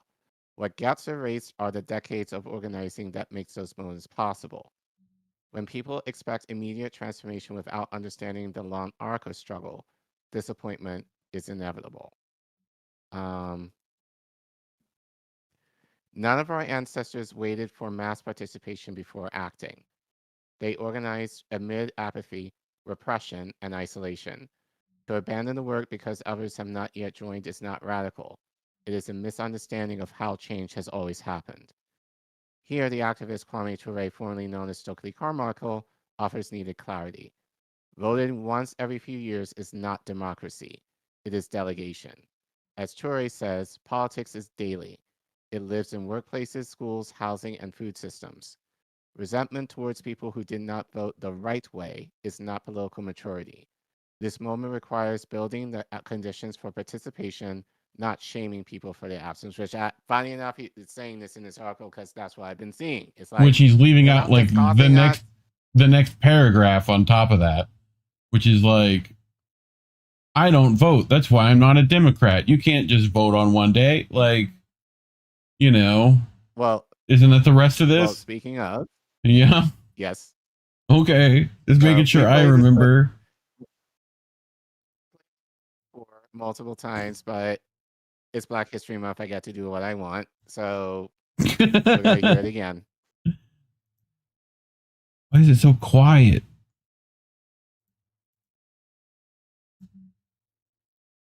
Hold on. Let's yeah, I know. It's super quiet. I'm fixing. If you look at the Africans in the Democratic Party, now I'm not a Democrat. I've never voted in my life in the Democratic Party, and I never vote in the Democratic Party. It's racist and it's capitalist to the core. This is understood. And I shed my blood. I shed my blood for the vote now. I want to make that clear. Some people get confused. The vote for me has never been the road to liberation. It's only the means of organizing my people. I know that. I've seen, I was a young man in Harlem when they disbarred Adam Clayton Powell. Harlem had no representation. We continued to eat and sleep and take drugs and continue life just like always when Julian Bond was elected, when we were young and sick in Atlanta, Georgia, and they refused to see them because of the position against the war in Vietnam. The Africans in that area, his congressional district, continued life just as we've not been having any mayors, and we've been having life, and even with the mayors now, the quality of life has not improved at all. So I've known the vote is never what? You vote for once in 4 years and that's your political responsibility? That's the height of bourgeois propaganda, making the people politically irresponsible, thinking their irresponsibility is limited to a one-day vote. But politics is every day of every minute. You have to be aware of what's going on, not voting on one day. So the vote has never meant anything. So I'm not a Democrat. But one thing is clear. Jesse Jackson, undeniably, has done more for the Democratic Party than any other African in this country. This is an objective fact. More than Ron Brown, certainly. More than... Yeah. Funny how you mentioned Jesse Jackson there. But, you know, but as he said, just more of reform, which can lead to revolution. But revolution for reform without dealing with the core issue, that's the problem. Right. So, but I fixing a little bit more. I had to turn off. I had to clean up. I had to enhance. I had to clean up all the audios. You know. If you look at the Hold on. Come on. Do the thing.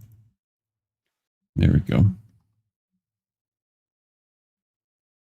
I have 3 more slides left. So, for the Alliance for Boys and Men of Color, this moment requires taking our work to the next level and refusing to remain confined by what liberalism tells us is acceptable. As fascism actively dismantles the liberal world order we were told to trust, clinging to those limits is no longer strategic, it is dangerous. Too often we exhaust ourselves naming external enemies while ignoring the internal forces that limit our ability to build real power. Many of our organizations and many of us within them remain constrained by liberalism in ways that actively undermine our ability to win tangible gains for poor and working class communities. If we are serious about building multiracial, multi-generational power rooted in those most harmed by violence and exclusion, then we must be just as serious about outgrowing the frameworks that no longer serve this moment. And the work is already happening every day in communities across the country. There are organizations to join, movements to plug into, people already doing the hard, unglamorous work of building power. Each moment, it's an invitation to learn, to be imaginative, and to begin where you are. Movements are not born fully formed. They begin when ordinary people decide to act anyway. And maybe, just maybe, the work will be a little easier for those who come after us because you decide to begin. Now is the time to become the ancestors future generations will thank, to take place in history as people who stood against fascism and choose community over chaos. Hope matters to me. But one thing I've learned over the years is that hope without struggle is hollow, and struggle without hope is unsustainable. The truth is, hope ebbs and flows. There are moments when it feels abundant and moments when it feels distant. But whenever we feel hopeful or not, our responsibility does not change. What keeps me grounded is this: if political prisoners can continue to fight from inside cages, and if people experiencing genocide can continue to resist under conditions meant to break them, and I have a responsibility to keep fighting here in the United States, not because I always feel hopeful, but because the struggle demands it. Whenever the wind is pushing us forward or pushing us back, the task is the same: to fight. Some people say the will to fight comes from believing another world is possible. I'll add this: if you want people to have hope, get them into struggle. Helping them win something real. Because hope doesn't just live in ideas, it lives in action, in collective effort, and in the knowledge that we're not facing this alone. So, overall, I think it's okay. Yeah. This article. And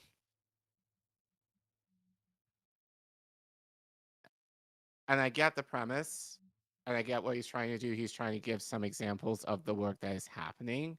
Yeah, or has happened. Or has And like, happened. it's just like, it always feels like a stretch to try to like compare the two, you know? But I don't know. I just feel like, as I said, I think the main thing is this kind of sounds a lot of the work, while valid, it's just kind of seeming pretty much cookie cutter to me, which nothing necessarily wrong with that. But I think the key that we're trying to talk about now, and he mentioned it in the article, is how to get more people engaged who otherwise might be tuned out.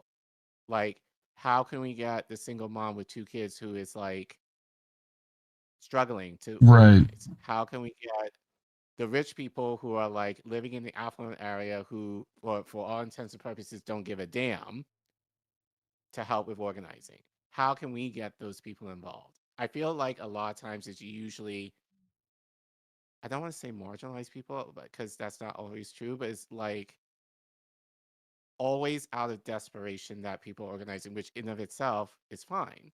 But what about the people with means? Like, those, if anything, are the people that I think, in my opinion, need the most outreach, because they're comfortable. Like, how can we make those people especially uncomfortable? And I say that because that's kind of what I'm dealing with now. Like, in terms of the places that I'm set aside, like, these people are comfortable and they're just like, oh, I'll just give money or whatever and just kind of be separate. It's like, no, we need you to engage fully and to be present fully. So I don't hear that kind of talk at all, in part. So I think, if anything, for me, I would kind of like more examples of how to engage different groups of people, because a lot of this work just seems to be kind of tailored around the marginalized, which in of itself, fine. But we need, especially the people who are on the other side, who may not necessarily be, down and out, to also be engaged. Or like the people who are just kind of in the middle to be engaged. Yeah. So it's just like, again, he just kind of pulled like, my guess is just a lot of inner city, Sure. like, which is happening anyway. That's been a thing. That's been a thing. And like, right. The thing is, like, we need more people with the means to actually be a part of the work. So how can we engage those people? I think that's kind of what I think is missing from a lot of these conversations. And just with Not the questions, just being online, being a commentator, like, right? Actually get engaged in the work. Yeah. Which, like, to me right now, like, it's like we get told, well, why aren't you organizing? Well, I'm educating, You know, it's like I'm trying to, like, I'll push towards organizations that I think are effective. I don't see that right now. And that's my problem, is like, what does effective modern organization that isn't compromisable? And, you know, even in this, he talked about the liberalism seeps into this. And it's like, well, how do you stop that from happening? How do you keep yourself on the right course? Pressuring politicians, I don't know if that's effective anymore. You know, like the outreach and visibility that used to pressure doesn't work anymore either. Like, it's difficult, and there's definitely a conversation that needs to be had. And like, I think a lot of people just like the flowery nature of it, you know, like it sounds like the right thing to say, but then they don't know how to actually be effective with that. And that's what I'm looking for. I would like effective means for change that can happen quickly. You know, it's like we're running out of time for a lot of this. So they felt like that then. They felt like they were running out of time. So, you know, it's past due. But anyway, anything else you got to add? No, that's it. Cool. Well,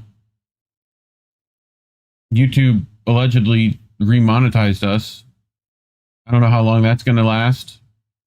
So if you want to get around that system anyway, like we were doing, you can go to ko-fi.com/Indie Network and scan that QR code on your screen and refuse to give YouTube free 30% of your money. You know, we appreciate getting all those dollars ourselves, and so that you know what they're going to. And allegedly, you can like and subscribe if you haven't already. Share this video. They've allegedly removed our shadow banning to some degree. So if you share this, it might actually be seen. And leave a comment. If you're watching, let us know what you think. Otherwise, thanks for watching. Cool. We did it. So, well, should we check in with chat? Chat, are you holding up okay?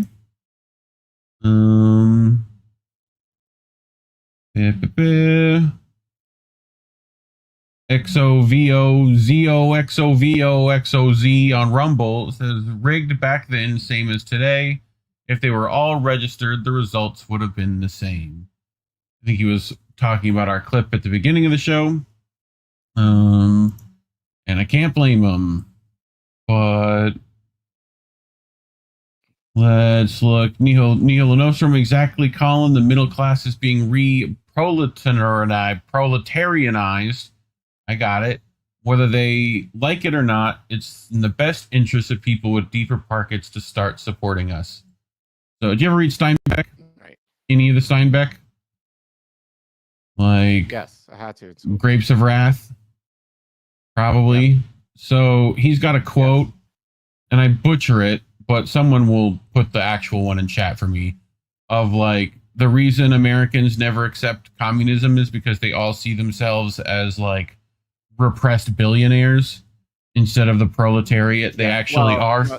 Well, yeah, it's the idea through capitalism. It's like, if you work harder, one day, you'll be rich too. Be a billionaire. Right, that's the idea. It's like everyone can be a billionaire if you work hard enough. It's a meritocracy.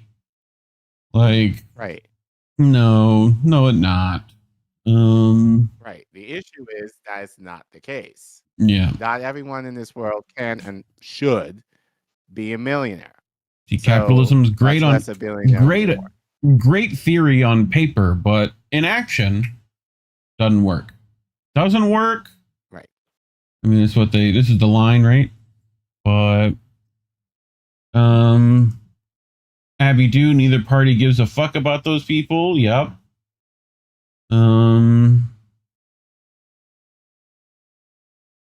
Someone was asking what Kwame Ture's last name was because he changed it. Carmichael. Stokely Carmichael. Which, speaking of Fred Hampton, at some point I need to go find the Black Panthers like rules for engagement, like their rules for organizing, you know, it might at least be a good start to look at as far as how do you, you know, modify that for modern shit, if possible. That could be well be a segment. Sure. Accord Lord, enhance, dude. Audio's the devil, as plenty of producers will tell you. And like, I don't know what they recorded that audio on from Ture, but Jesus Christ, I could hear the fluorescent lighting. Like, that's what I could hear. Like, it's just like in that audio. I was like, oh God, I hope I could take that out of there. You know? But I hit the audio enhance button on the spaceship, and hopefully the spaceship did its job. Old Man Barker saying the I am a revolutionary was his favorite speech. You know? And said got him in his sleep through the fucking wall, dude. That'll never not like flip me the fuck out. That they fired machine guns through his hotel wall while he was sleeping. Right. Like, right. The amount of like, for what? You know, amazes me, you know? Like, I mean, they could do that now very easily. Like, they don't even need to go through your wall anymore. They'll send one of those fucking drones with some plastic explosives. Like I freaked Collin out with at one time. Like, yeah. Vicky Adams. I'm reading The People Know by Thomas Frank about populism and the real meaning. Sure. You know, also I probably got to look into some, you know, we've not really talked about humanists and like that movement, you know, old Gene Schmadenberry and the humanists. It's another ism that is worth looking into. Right. I mean, you know how I feel about labels, but Vicky Adams, the electric bills are getting ridiculous. Ridiculous. Yeah, y'all are trying to get me on this. Remember what I said about Southern schooling? All right, my hooked on phonics only takes me so far. All right, like, you know, we don't even pronounce our own language right. So, like, I ain't never gonna learn no nothing. You know what I mean? Y'all know what I'm saying? I ain't never gonna learn no nothing. Shit. All right. Let us get to our next one. So, we've been talking about Palestine Action a few times now, and their actions, their arrests, and the, you know, libelous claims that they're a terrorist organization instilled by the UK to the point of arresting old ladies and, you know, people in wheelchairs and whatnot on the streets of London. They went on, trial happened. So, and we have some updates. So, this is from Declassified UK, right? Ricky Blue. They write how Palestine Action put the justice system on trial. They watched the Filton 6 trial from start to finish, and here's what they saw. So also Indy, you know, shamelessly plugging his own coverage of Palestine Action. So definitely plenty on the channel to go look at. But they write the first time they really knew about Palestine Action was in 2019, several months before their official launch, when I followed their co-founder, Richard Barnard, and other activists in the Instro Precision Factory in Kent. After dozens of staff have been escorted out, the factory, a subsidiary of Israeli weapons manufacturer Elbit Systems, was closed and the building was graffitied. A very polite policeman asked the activists when they were intending to leave, reassuring them that they would not be arrested. Sitting in front of the slogan, Elbit Murder Machine, sprayed on the glass front of the building, Bernard asked how people could shut down a factory that was supposedly a law-abiding and yet not be arrested. Around the same time, an Elbit factory in Oldham was closed by an occupation for 2 days, and again, no one was charged. In those days, activists facing trial could demand disclosure of weapons export licenses and other information. The argument was that Elbit had to prove that the factory's activities were lawful before any disruption could be found to be unlawful. Possibly as a result, Elbit regularly backed away from pressing charges, even in serious cases of damage and major disruption. Back then, Elbit never responded to requests for comment. So they're essentially banking on the fact that the UK is not supposed to be helping genocide, and because the UN has declared this to pretty much be the case, they're going like, well, is your giving them weapons lawful? So no, right. Therefore what we're doing also isn't unlawful, right? Right. So that's part of this. So new legal rulings, like then Attorney General Swala Braverman referral to the Colston State case to the Court of Appeal in 2022, have made it much harder for climate or arms trade activists to defend themselves in court. Acts of criminal damage on private property now have no human rights protections, and arguing that action is necessary to prevent greater crimes, what's called lawful excuse, is now rarely available as a valid legal defense anymore. I wonder why. Co-founder Huda Amori, who just won her judicial review over Yvette Cooper's prescription of Palestine action, told me that in the 6 years of the group's direct action activities, even among those actually taken to trial, around half have been found not guilty, or the jury failed to reach unanimous verdicts. So even though it is getting more and more difficult to offer any sort of lawful defense, wins are still possible, as the recent trial of the Filton Six has shown. In August 2024, 6 members of Palestine Action broke into Elbit's UK headquarters in Filton, near Bristol. They were arrested and denied bail, which meant they would be kept in prison until the case went to trial in November 2025. Although initially held under counterterrorism powers, they were only charged with lesser offenses, ranging from criminal damage to more serious allegations of aggravated burglary, which potential carries the penalty of life imprisonment. So what's that thing in the UK that they give like bad teenagers? You know what I mean? Like the antisocial, and what's that? Some of the UK chat people will remember what I'm talking about. You know, it's like something antisocial something. Yeah, it's like you get it as a kid because you don't listen. You know, so they're like, all right, we'll slap you with this.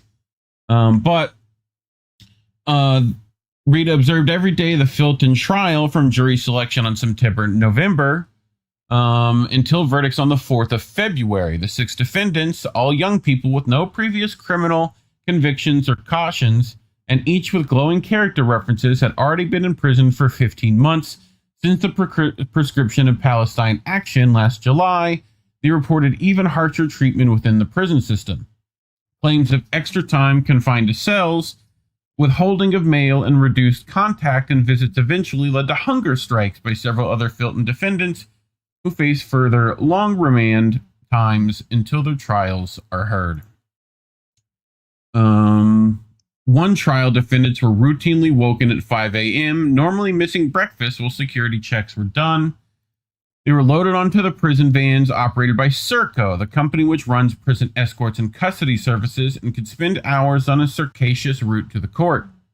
Although vegan prisoners might be given packed lunches by the prison, there is a Kafkaesque rule that prevents these being eaten at the court, and the Woolwich Crown Court kitchen often runs out of or only has very limited and unhealthy vegan options. At one point, the judge ordered that a banana be given to one of the defendants, Fatima Zainab Rajwani, before she gave evidence. It took 40 minutes to resolve the issue. Another day, the judge, Mr. Justice Johnson, requested the same for another defendant, Zoe Rogers, when she was feeling faint while giving her evidence, but Serco staff said they had gotten into trouble before they refused. It's worth noting that Serco reportedly went into partnership with Elbit System recently to bid for a UK Armed Forces training contract worth £2 billion. although it was subsequently awarded to Raytheon. So, both terrible options. Tired, hungry defendants find it hard to follow complex legal arguments and prosecution evidence, and then they have little time for consultation with their lawyers. Day after day, prisoners arrive too late at court to have any face time with their legal representatives. At the end of the day, Serco insisted on vans leaving as soon as possible, although again, it could be hours before a prisoner returned to their cell and hopefully receive some food before bed. Throughout the first weeks of the trial, defense lawyers repeatedly highlighted these issues of access, but Mr. Justice Johnson, while expressing sympathy, cited case management and an urgent need to make process as taking precedent. The issue came to a head at the start of the defense evidence. While the jury were out, one of the defense barristers made a submission with reference to the case of R.V. Cordingley, in which a verdict was quashed on appeal on the basis it wasn't a fair trial due to the behavior of the trial judge. The barrister said that due process and the right to a fair trial must trump using every spare minute of court time. Moreover, lead defense counsel Rajiv Menon KC consistently sought to pursue lines of questioning which brought the issues of Elbit and Gaza into the courtroom, pushing against procedural constraints placed in the path. He revisited these issues in his closing speech to the jury, pointing out that while a judge is entitled to make rulings as to what areas of evidence are relevant and which are not, the result of that in this case had been that the jury heard very limited information about Elbit.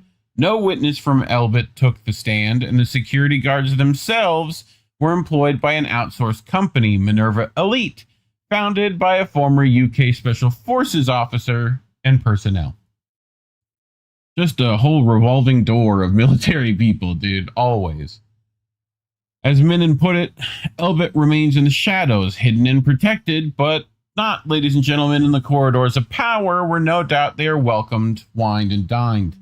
Elbit was not even called to give evidence about their apparently unfit-for-purpose security surveillance system. Remember, this is a high-tech company that provides sophisticated surveillance systems for border walls, but more than a year after the incident, it came to light during the trial that the map of CCTV cameras given to the defense team had several missing, including those in the areas of the factory where disputed incidents had taken place.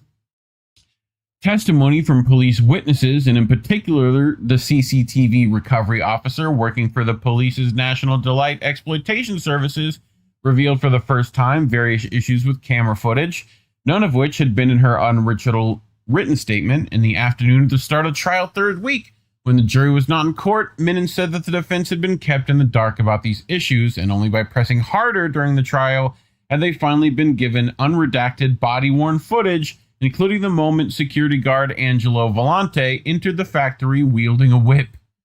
Another clip showing Volante moving towards someone while holding a sledgehammer triggered a writer request on the 18th November, and the defense team were then drip-fed around 300 pages of further evidence, including email traffic between the police and anonymized senior Elbit employee known as Witness Alpha.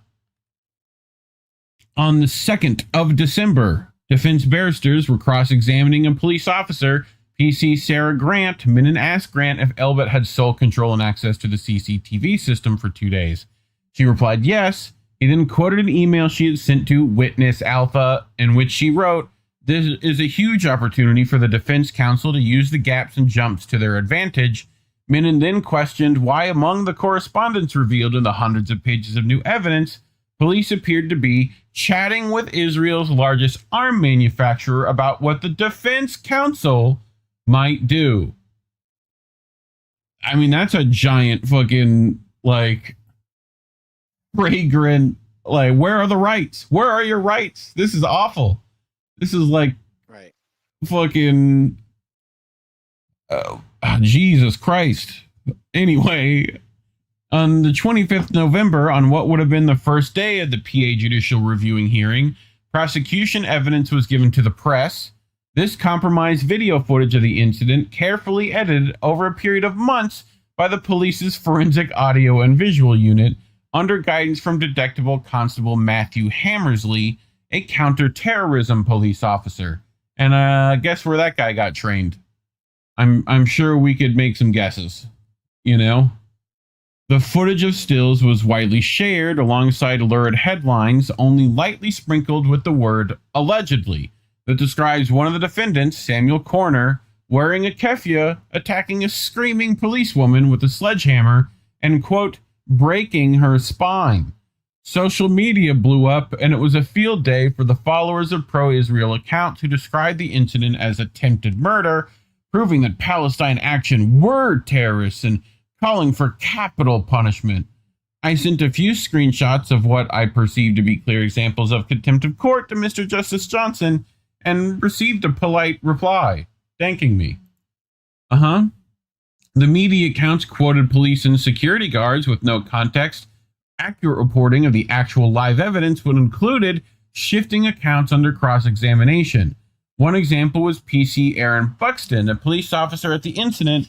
In his witness statement, Buxton said he saw one of the defendants, Jordan Devlin, holding a sledgehammer. When shown footage, he admitted Devlin was unarmed, but that Volante was the one with the sledgehammer.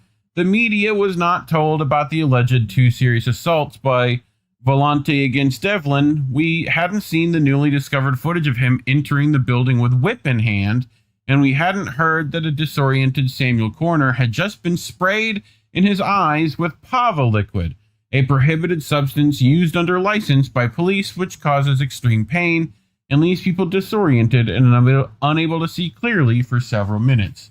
I don't know if that's pepper spray or like CS or whatever, but I'm sure it's not fun.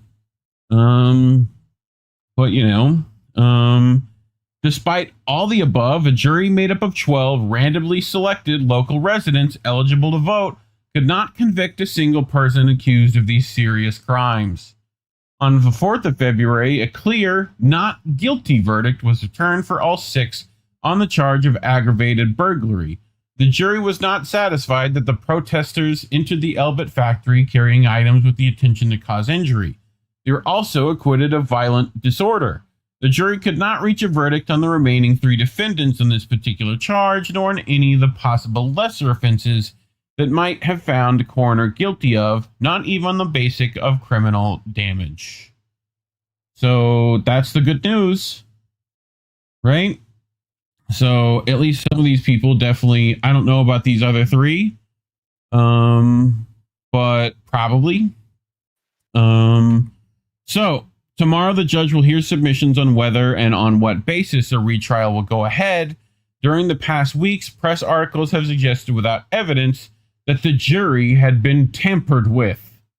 Among the many high-profile public relations to the verdict, Conservative Party leader Kemi Badenoch expressed her disgust that someone could break the spine of a police officer and get away with it. Shadow Home Secretary Chris Phillip wrote to the Defense of Public Prosecutions demanding a retrial. The Police Federation made public their letter to the DPP, and former government advisor Lord Falney also expressed his deep disappointment at the verdict. So, Collin and all our coverage of the Assange trial, and the UK courts especially, how many retrials do you think they're gonna fucking do before they get the right, like, verdict here? You know? Because that's what happened in that case. So, fucking... Jesus, dude. I don't know if you've ever had to deal with UK courts at all, but they do not sound like a very lawful, focused on justice space. You know? Well, no. So, not to mention you got the added dryness of Brits. So yeah. You know, what I do want is like, you know, I just want to, it should always be a like super camp sitcom style version of UK court. Like, I want Are You Being Served, but like night court version. That's what I want. But that's not how it is. In my head, that's how UK court goes. But, you know, like it's not how it works. What was that dude's name on the super camp one on Are You Being Served? I forget his name. Because they had like spin-offs. They had like Are You Being Served Australia? And they just grabbed that guy. They literally like hired him again. Like they knew that guy was the star of the shit. They're like, no, we need that fabulous gay man. Bring him. You know, he's the important one. But anyway, there's a little more to this story. So Mondo Weiss, right, also talks about this overall, like, Palestine action being associated with terrorism, right?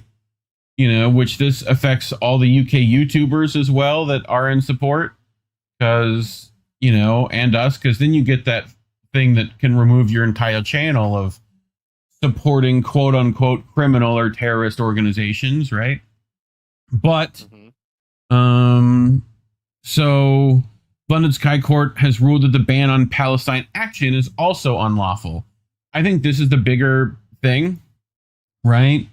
So the court stated the ban will remain in place pending the results of the government's appeal. However, the Metropolitan Police announced that it will no longer arrest people for supporting the group, right?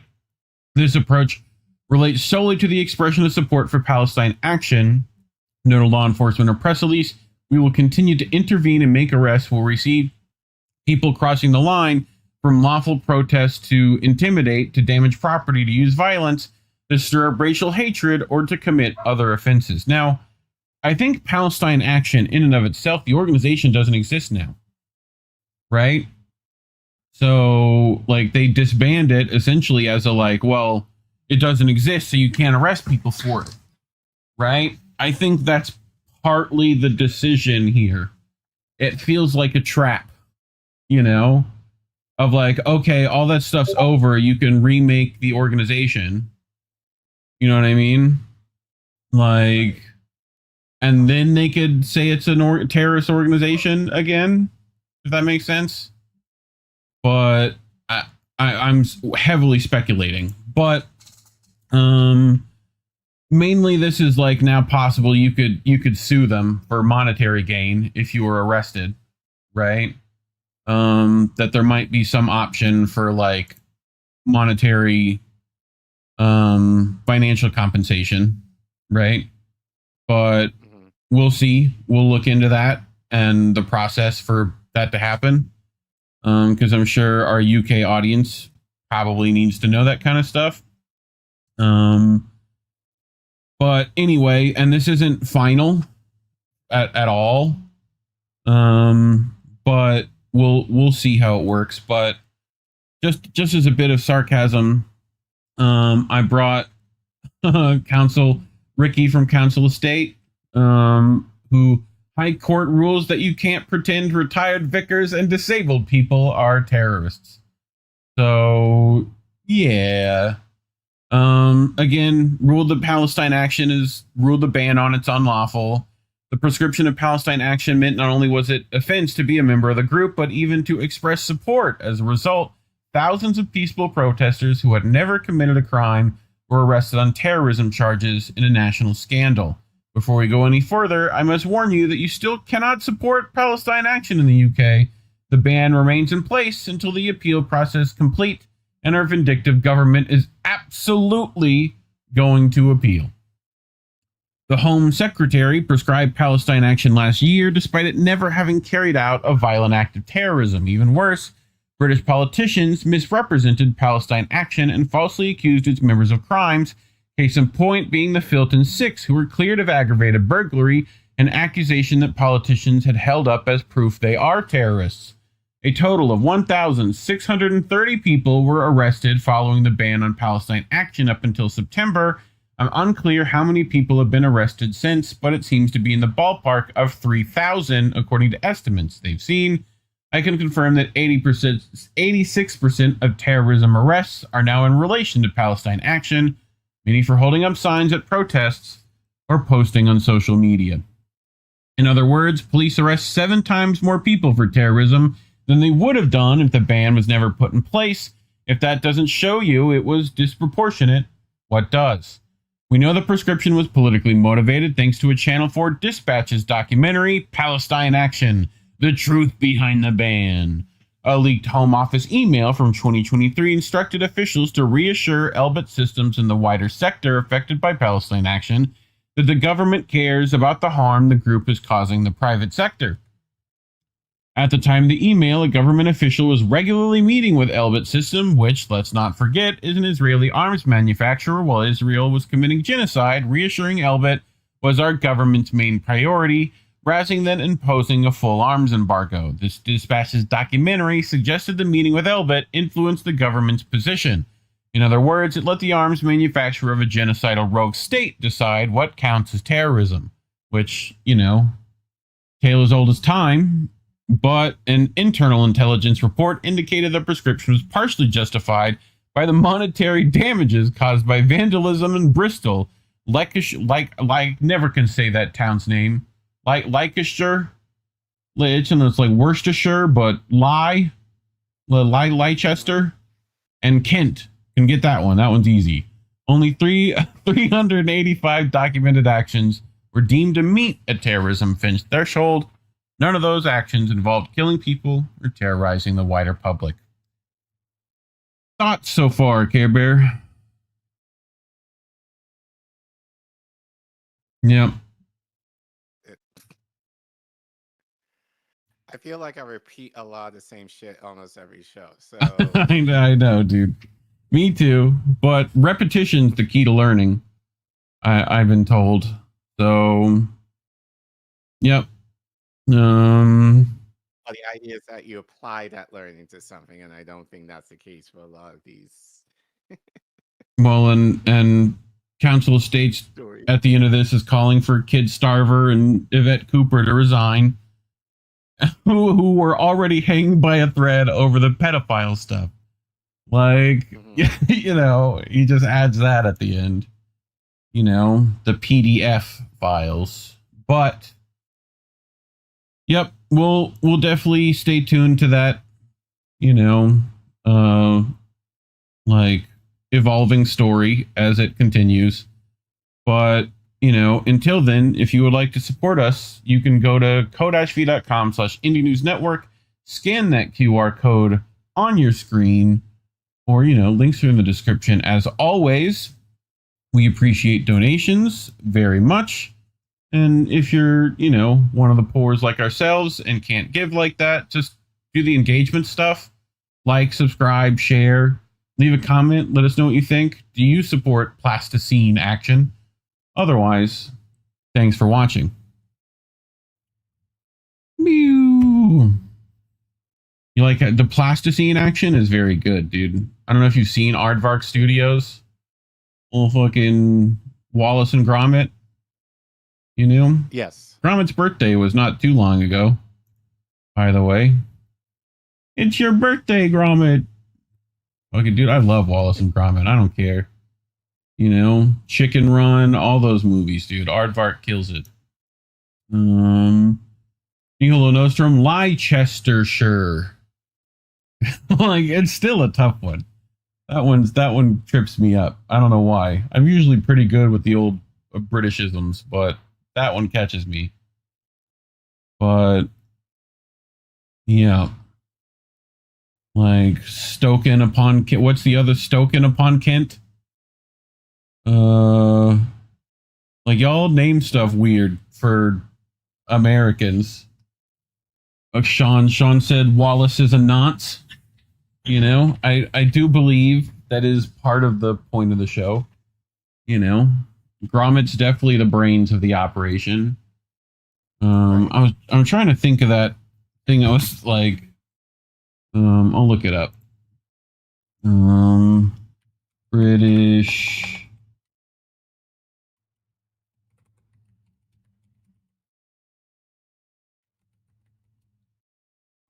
Jesus Christ, where am I typing?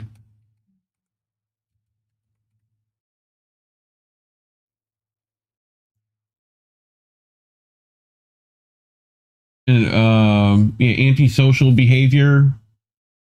Something like that. There's like an acronym. An ASBA or whatever. ASBO. Antisocial behavior offense or something like that. Yeah, ASBO. That's what I was thinking of. But anyway, Nat the Cat Williams. I love Wallace and Gromit. Yeah, dude, I watched a thing about British kids TV from that era, boy, y'all got some weird nonsense over there, you know? Y'all got some weird stuff. Like, what was the, I don't know if you remember it, if you were too young for that, but like, there's one about that. It's like this dude who looks like he got the, you know, Game of Thrones costume from Party City, you know, and like kids are doing challenges and stuff. And he's like, every time they miss, he's got to be like, you know, like, sorry, young warrior, you didn't make it this time. I don't know. They just had weird stuff over there.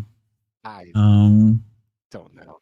What's the one where you got to like run around a house and like tear everything apart to find stuff? Hosted by the Art Attack guy. Who's the Art Attack guy? You know the Art Attack guy. Like, again, these are probably all too late for you.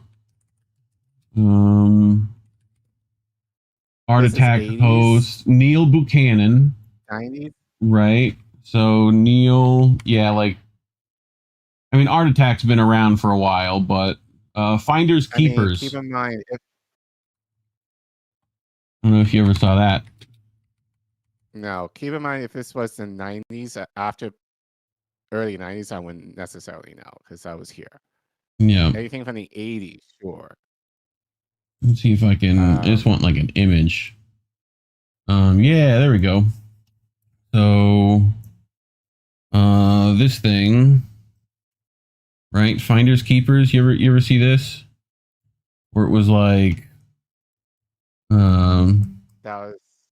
They had this like house set or whatever, and like they give you like an object. Yeah, 91. So 91. So no, I wouldn't know because I was here by then. See, they played this over here in the States too on like Nickelodeon. You know? Well, I wouldn't have had Nickelodeon then at that time. Well, no, that's not true, but I don't remember this show. But they literally would like have these kids like you'd have like 5 minutes or whatever to find this like object in here, and like kids would just rip everything apart, dude. That was like part of it. You know, you tear the bed apart. I mean, it was just like chaos, you know? But very fun show. Anyway. What else we got? Stop motion claymation is tedious work, especially with the plasticine stuff, man. Like that stuff's just, people have no idea how much like 30 seconds of footage takes. But Indy said it's literally the cartoon of only what the media shows, then omits the whole story to spin their narrative. Yeah, I don't know if you know which one he's talking about, but this one, this one, this cartoon, that one right there, where it's like this is what's happening and this is what's shown, you know. But yeah, it gets shared around a lot, especially when Israel is making their, you know, cries into the ether. But yep. All right. Well, you ready to get to our next one? Yep. So our next one. I set it up. There you go. Okay. So our next segment is a film review. Just happened to come upon this yesterday from on the way. Well, I really don't watch movies anymore. But given that it's Oscar season, I guess it makes sense that, as I said earlier, we seem to have a lot of these Palestine movies that come out around this time, especially since last year, that get some buzz, but is usually in limited release. But then people start talking about it, especially if that movie wins an Oscar, and then more people talk about it. So I figured, you know, like we did, where we talked about all those movies beforehand. Next year's news now. That's the motto these days. So I figure we might as well talk about it because it is kind of intriguing. Plus, it kind of dives into a different topic than in terms of Palestine's history compared to other movies that focus primarily around like October 7th or just before.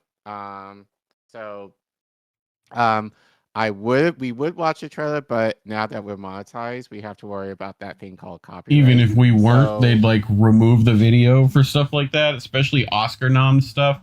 We put the trailer and the link in the doobly doo, so you're welcome to go watch that if you want. On your own.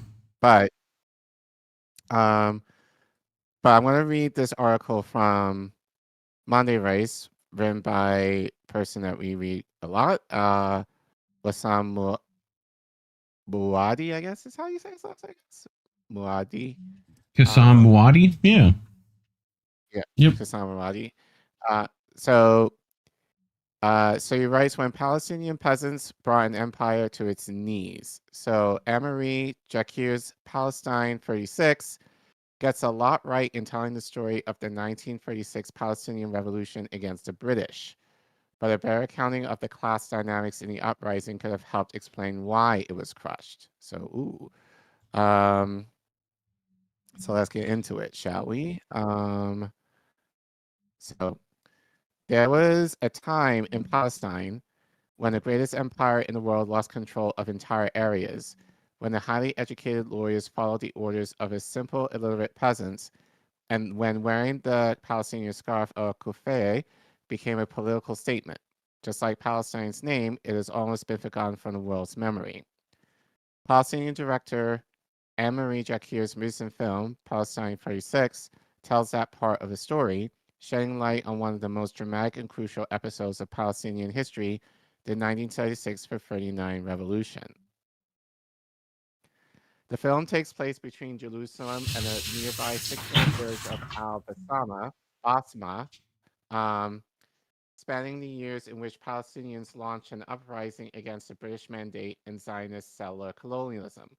The story follows the lives of several characters descended from the rural Palestinian peasant class, the urban middle class, and the traditional elites.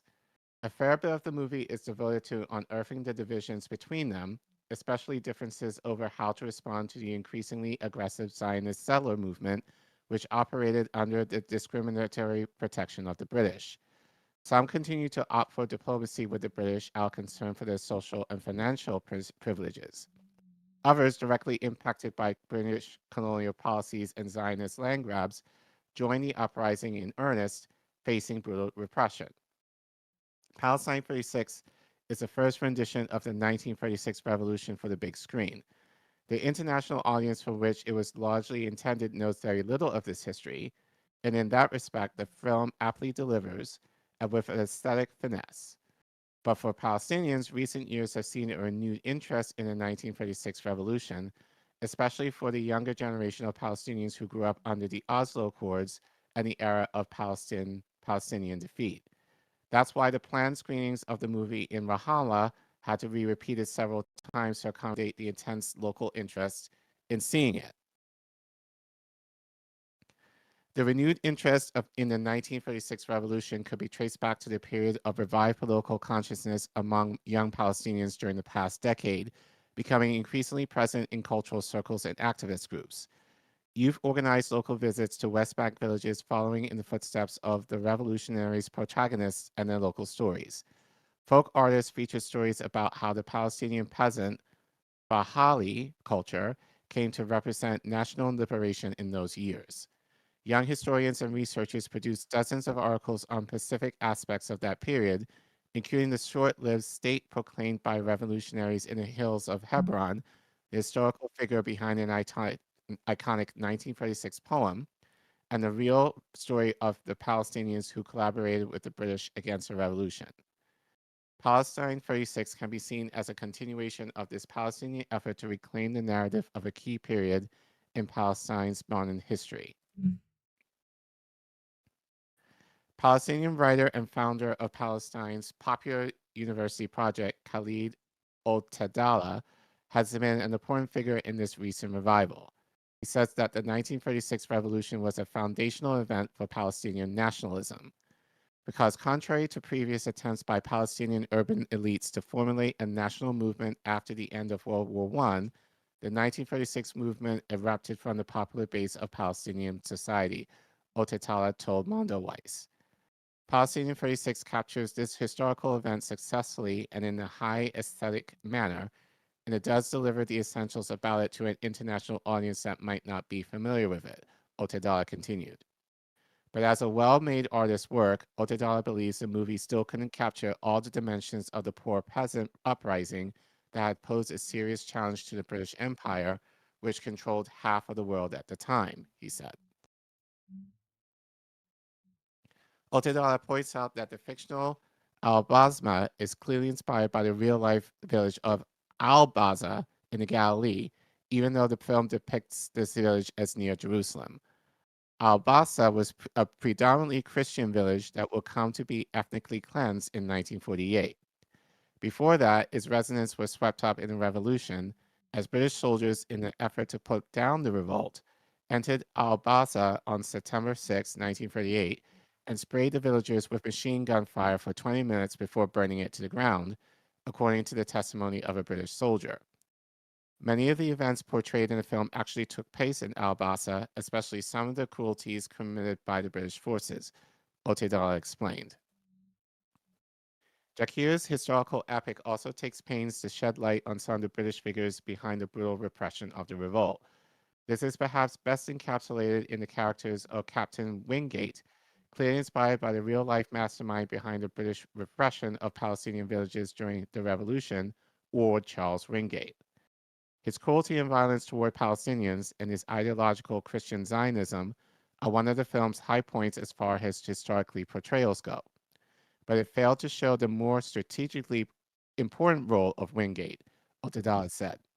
Wingate was the engineer of the Zionist military doctrine during the Nakba, and he was the person who trained the Zionist militias in how to repress and depopulate Palestinian villages, to the point that he introduced Zionist militiamen into his troop during his counterinsurgency campaigns in the Palestinian countryside.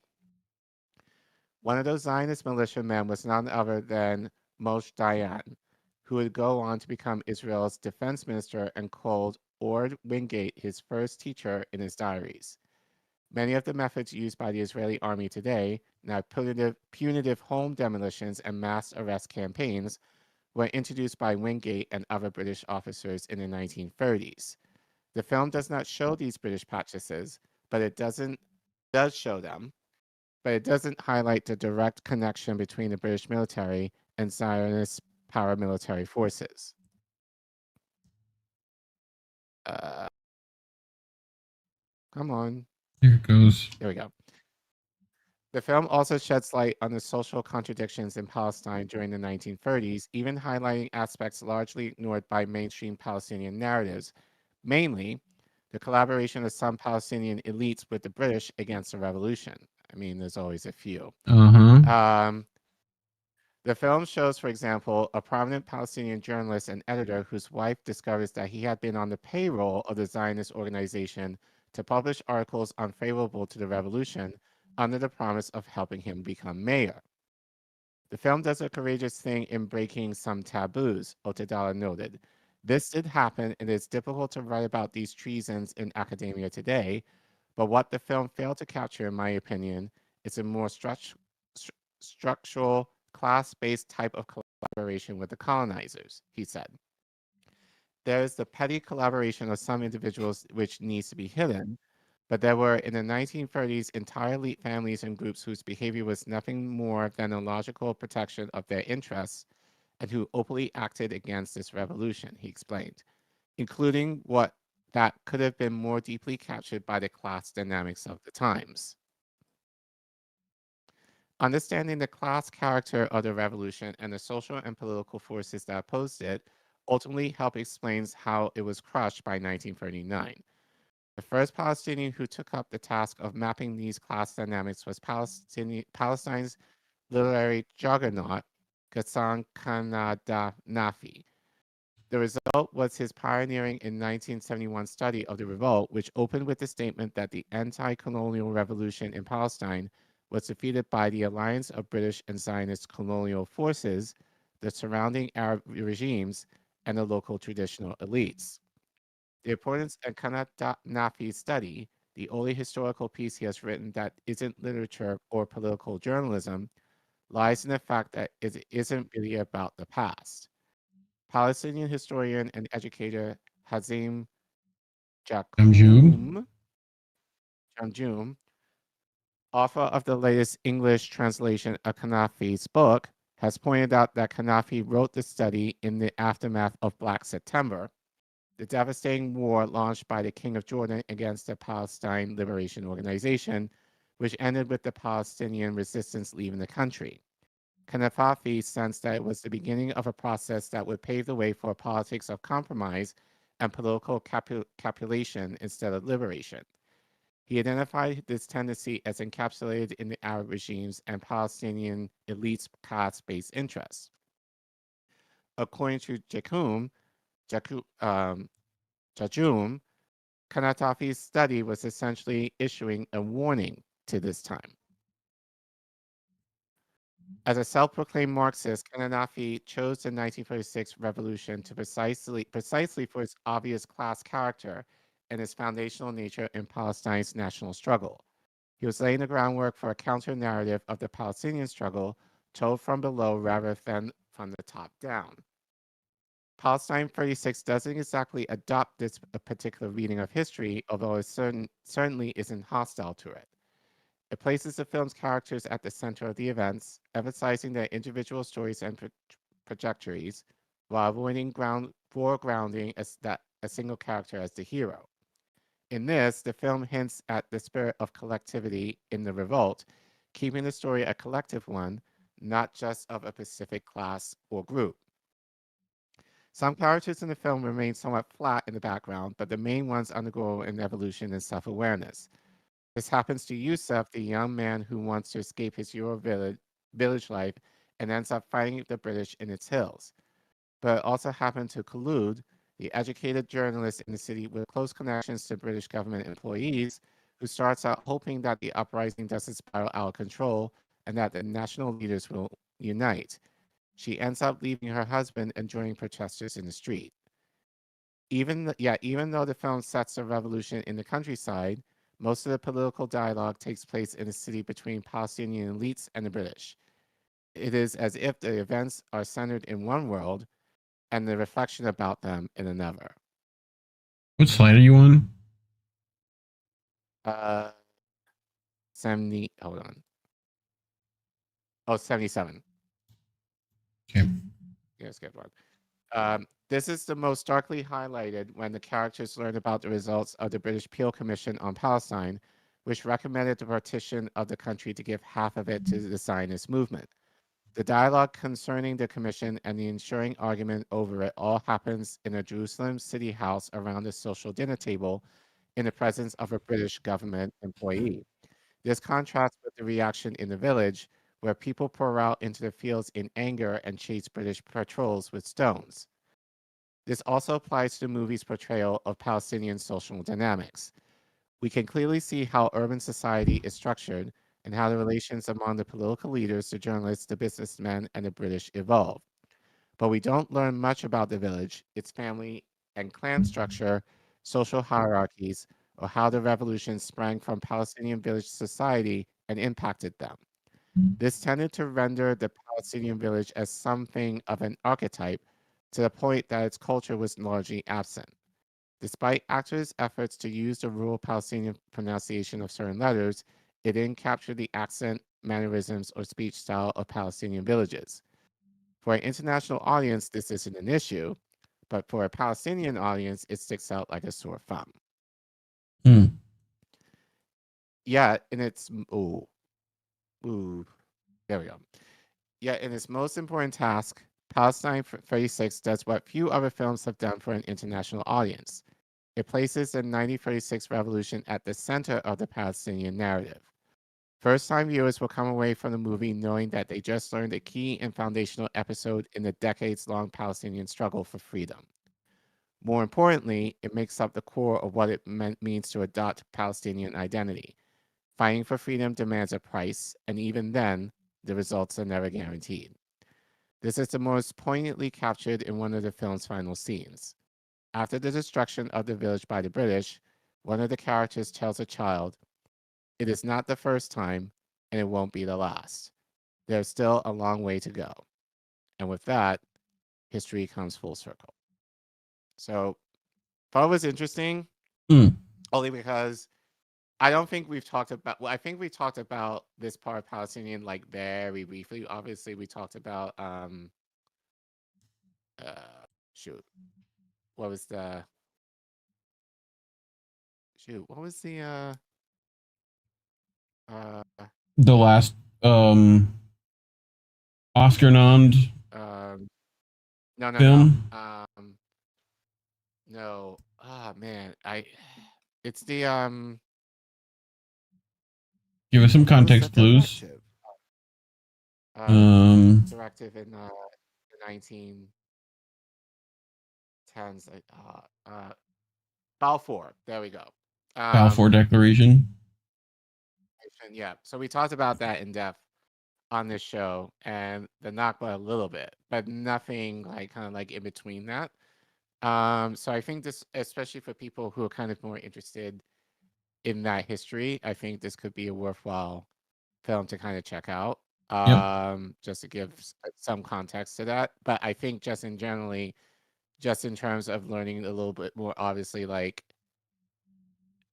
all this stuff didn't start on October 7th. This has had decades long, so it's good that I think there's another portion of Palestinian history that I don't think we talk about very much at all, other than the Balfour Declaration and then Nakba, obviously, and then obviously it's like some stuff within the 80s and 90s and now. But yeah, I kind of get it because it's meant to be for an international audience who may not know this before, so I kind of get maybe some of the artistic license they use to kind of make it. I think I forgot which famous I think Russell Crowe is in this, I believe. So obviously you want to have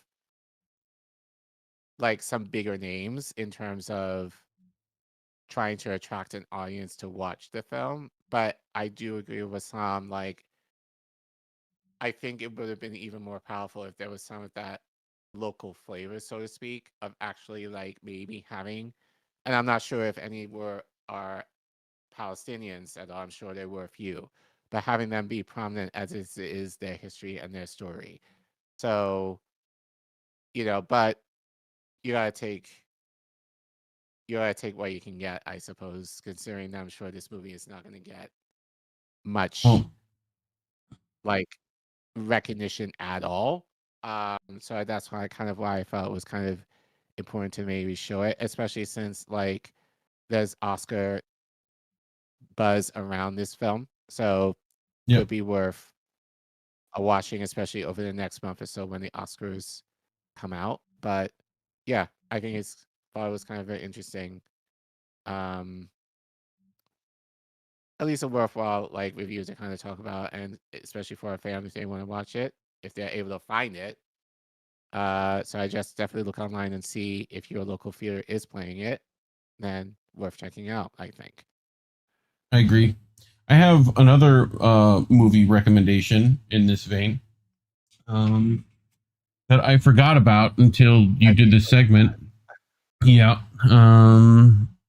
But I will link this in chat while I think about it. This is just a review of this film, but it's like a comedy, Palestinian comedy, called The Time That Remains, by Ela. Give me a second, and I'll Suleiman, right? And very well done. It's got Liam Neeson's in it. Liam Neeson's is in this. Weirdly enough.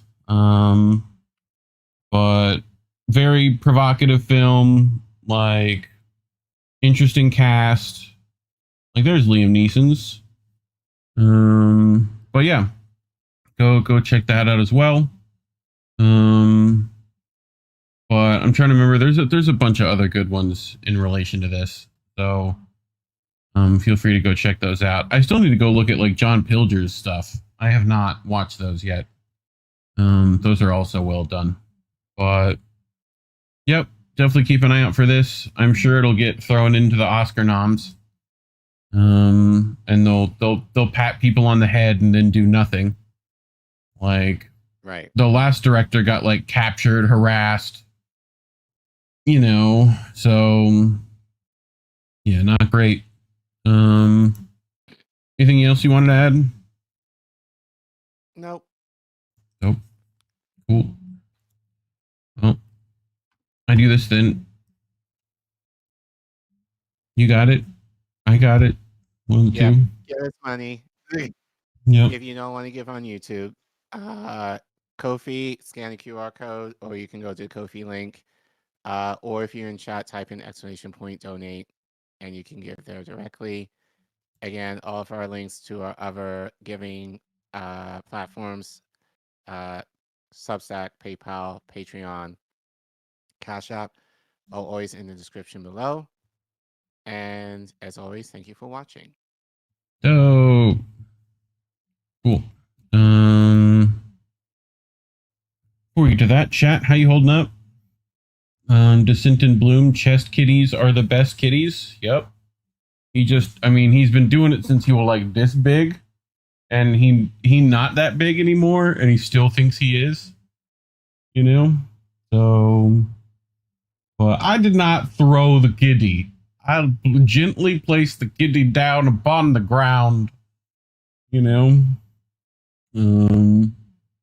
But yeah, he nice boy, you good boy. We have the tape, so we have it. Yeah, we have it. No, we're being recorded. No, animal abuses. Dude, that cat abuses me. What do you mean? Like, send the popo for me. Anyway, what else we got?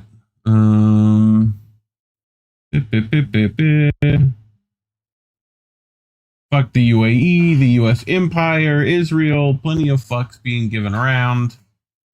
Yeah, but go check out that. That'll be good. But anyway, you ready to get to our next one? I'm ready. Oh, yes. Cool. So we've been talking about Minnesota. There it goes. It took a minute. For quite some time now. Pasta was there a couple weeks ago. We talked about his reporting there, but we're gonna look at Unicorn Riot's reporting, which they got famous during the Floyd protests. I don't know if you remember that. They talk. There we go. Jesus Christ, why am my computer slow today? Indigenous activists occupy land near Fort Snelling, plan to stay until land back. So, and first of all, for all the names, I apologize for my gringo tongue. I'm going to butcher them, so just bear with me. But this is by, if it'll zoom, come on, do the thing I want. Go, do the thing. Anyway, there it goes. Akasita Sunja Wakanska, right? Writing for Unicorn Riot. So they write, in Minneapolis, Minnesota on February 9th, 2026, Indigenous activists erected multiple teepees at Coldwater Spring outside Fort Snelling.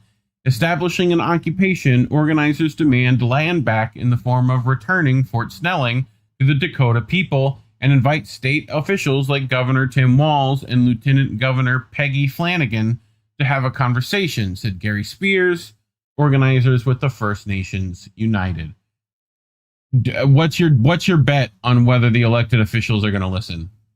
You know, like, what's the over/under on that?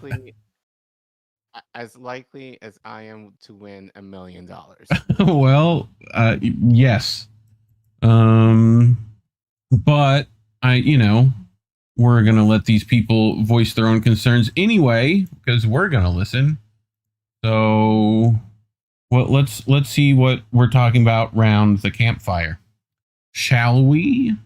We're on Dakota land right here. I'm from Red Lake, and I'm from a Crow Creek Oyate people, Dakota Oyate people. We're right over here by the new concentration camp called Henry Whipple, and we are on the Coldwater Springs here land. We're near here, near Fort Snelling area there, where the old concentration camp area took place here with Dakotas back in 1862. And we're out here basically asking for land back. We're also in the ceremony, in our ceremonial ways, practicing our religious freedom. Dude, how cold is it in Minneapolis right now? Like, I can chat. I mean, like, I don't know how warm teepees in a fire are, but at one point, especially over the last month, it's been like around negative 20 degrees. Ridiculous. Give those people hot chalky. Stack. Well, right now it's warmer. Yeah. Like ranging at least today, low 40s. Yeah, which means it's in the 20s at night. 20s. Yeah. 20s. No, during the day. Right. Yeah. So it's even worse at night. You know, we're definitely below freezing at night. Yeah. Jesus Christ. Which we've been deprived in this area and kind of restricted for many times. So I've been involved in this since 2008, and from time to time in this place. I'm happy to see that this has actually take fruit again. And you know, we haven't forgotten about these places, and they were coming back to these places. But that's quite a long time, 2008 to 2026, and a very long time. I'm glad, you know, the older people that showed us this in the past to do this, we're here now, and I can see the younger generation. I'm trying to help them, and we're all working together. Basically, what we're coming down here asking, and the group will too manage more and more as we negotiate things, is that we're asking for Peggy Flanagan here, the Lieutenant Governor, and we're asking for Governor Walsh and them to come out tomorrow. Speak to us. And we're asking for Fort Snelling, the area around Fort Snelling. We're asking for Fort Snelling State Park to go back to the Dakota Oyate people and to ask some of the chairmen to jump in, especially Peter Linkley, our chairman there at Crow Creek, Dakota Oyate, and any other Dakota Oyate, Shatika Shakuan, join in and claim the land there. But we need to talk here. We have Chase Iron Eyes and other lawyers to find out what does that really look like. I've only myself has taken only a few law classes myself, so I'm not a lawyer here. I'm letting you guys know that. But that's what we're looking to find, that negotiation, and that'll be the ending of the camp when they come with that negotiation where they hand over that to the Dakota Oyate people. So we're out here, they're checking on our cars in this area. All right. And in a way, it's kind of in a harassing way too, because they kind of know that we've been over here so close to Whipple, and I know they've been over there, you know, protecting Whipple with ice the whole time here. I know the sheriffs are in on that too. So I know in the area they're kind of trying to control even over here. Now that we've moved the fight over here further. Please come out and donate. You can come here, help, and just be a body observer, legal observer, you know, in any way you can to protect or anything like that. We've also had some kind of dangerous encounters earlier this afternoon that makes us think that we didn't know if it was whether law enforcement or was just random people that were coming to do us harm. And so now we do have a lot of people. Well, we could ask for more people. Please come help. We need more legal advice, and we need to achieve our goal. And please, if you can get a hold of that, Peggy Flanagan and the governor, come out and talk to us here. Come and talk to us here. You can resolve what Dakota and the Anishinaabe and other people have been asking for years for our land back in this area and our abilities to practice without hinder, especially with 4-day permits from the National Park Service or any other place to not down us down here. And also we can get a better understanding with these police there that they can't just come in all these places, that this is our land, this is the Dakota land here, especially where they're misusing this here to house southern natives here, and then remove them. Same thing what they did, and they removed us to South solidarity. Dakota. It's repeating history again. Right? It's not like they're not like, oh, only American natives. We're only going to help them. You know? Mm-hmm. Oh wait, Southern American natives we're also helping, and natives of any culture. Like it makes sense to me. I don't know if anyone else needs to listen to that. Y'all know what I mean. But shout out Unicorn Riot. I have them linked in the doobly-doo. So please go give their coverage of this support as well. You know, we appreciate it very much when you guys show some solidarity. But they continue within a wooded area. The occupation sits on the other side of the Whipple Federal Building, which we talked about last week. Pasta was out there too, which is the headquarters of the Federal Immigration and Custom Enforcement Operation Metro Surge, as well as the detention center for immigrant detainees and a flashpoint of recent protests. Park police have been frequenting the area, checking in on people, and have negotiated to allow the occupation to stay until Thursday, but activists say they are staying put. Organizers say they plan to bring in a buffalo to carve and teach traditional ways in which each and every part of the animal is respected and utilized. Plus, also probably pretty delicious and tasty, yummers. You know, wild free-range boof, you know. But on the first day of the occupation, Wasa Duta, Dakota headman of the Batawakowantawan Santi Dakota Sioux tribe. You want to try that one for me, Collin? You want to try that? No. Okay, I hope I got that right. I apologize. Let the spiritual configuration of the 4 teepee layout along with the Niket's prayer camp from Lincoln, Nebraska. He shared his thoughts on the importance of utilizing the treaties and hopes that other tribes will follow their example. See more from the camp's first and second days in the video I will play shortly. I hope that all other tribes figure to do this. You look for the loopholes and utilizing the treaty to your defense, said Duta, who continued, we do have rights here, which some of us were around for Standing Rock and the coverage of that. And we remember them trying to do that there too. And it didn't work out well, you know. I mean, it did, but in this, like, they definitely went like, this is working too well. Let's deal with it. I definitely remember water cannons and not great times for all were had. But I digress. Dude, I was like ready for that. You know, I was about to go up there myself. It was a big moment, I think, that was lost, you know, and co-opted by plenty of people who were there. Y'all motherfuckers know. Y'all know who you are. Like, anyway, we're going to listen to the video they mentioned a second ago. So, this is Ground Zero, people. Dakota land back, but they will come to Isanti, Dakota Sioux here. You know, despite the irrelevancy on how they're going to come at us, regardless, you know, we're going to push this 100%. And so all of those, you know, that can agree and resonate with that, you know, we're here. So, you know, I'd like to thank you for your time. Aho, mitakuye oyasa and pirame aupida.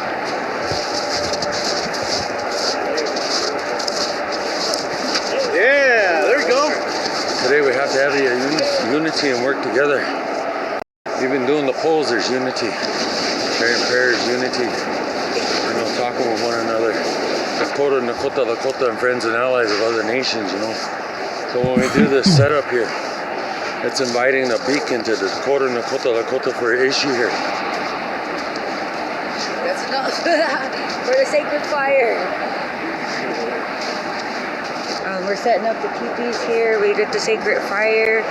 Kind of doing a call out for all the Dakota people to come and, you know, say prayer, kind of get together, kind of turn this into a delegation here.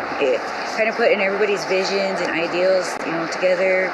You know, bringing everybody outside of the city, you know, because we all kind of know what, you know, is going on within the city, you know, with ICE and everything. So, like, you can see back here, we have the Henry Whipple building, and we are sitting on the other side of the highway of it. So we are actually sitting on sacred lands here, on ceded lands over there. So, you know, we're just kind of making a call out here.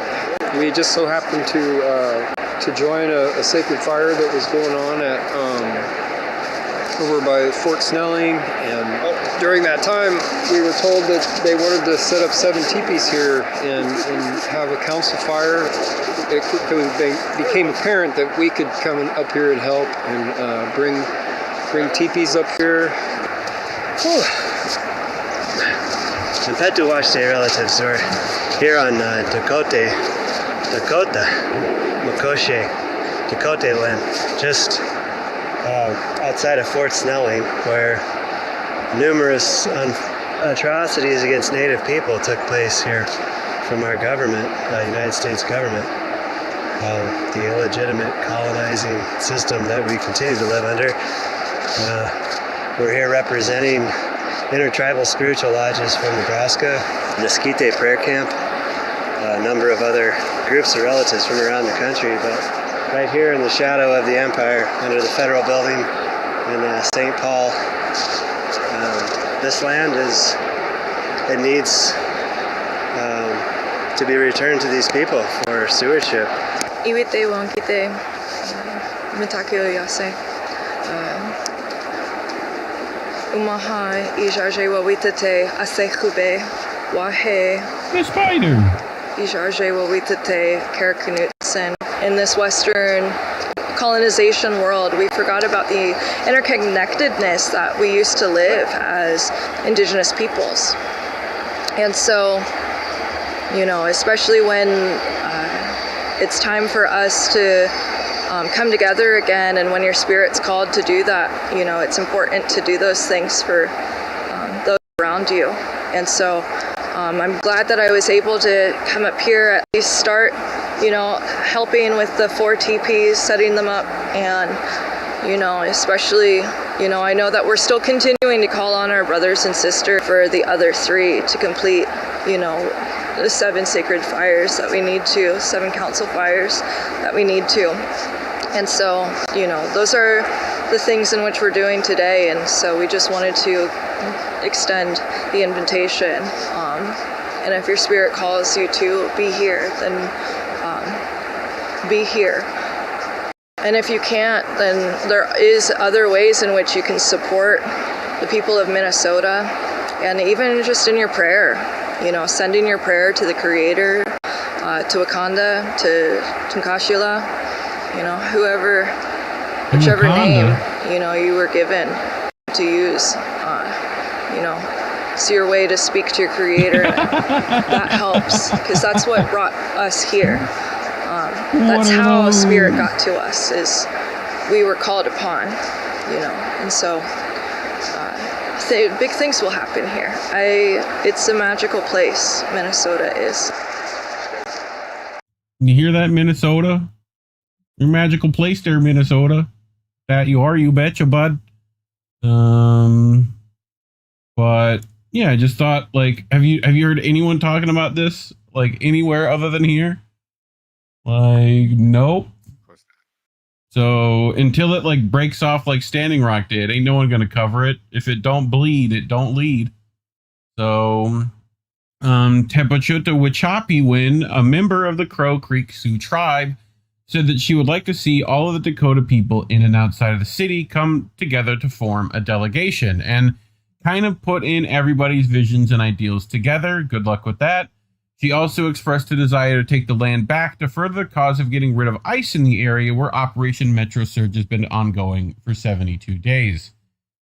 Activists from the Niket's Prayer Camp, an organization working on revitalizing Native culture, says the land needs to be returned to these people for stewardship. People need to go back to living in reciprocity with Mother Earth, she said. It's about our only hope as a species. The prayer camp dealt with similar land battles in Nebraska and decided to help out Minnesota, said Delawin Lenowiski, a member of the camp. It's time for people to come together again, said Kara Knutson, a member of the next prayer camp. We all deserve to be respected and honored. Our history as Indigenous people deserves to be told and not erased.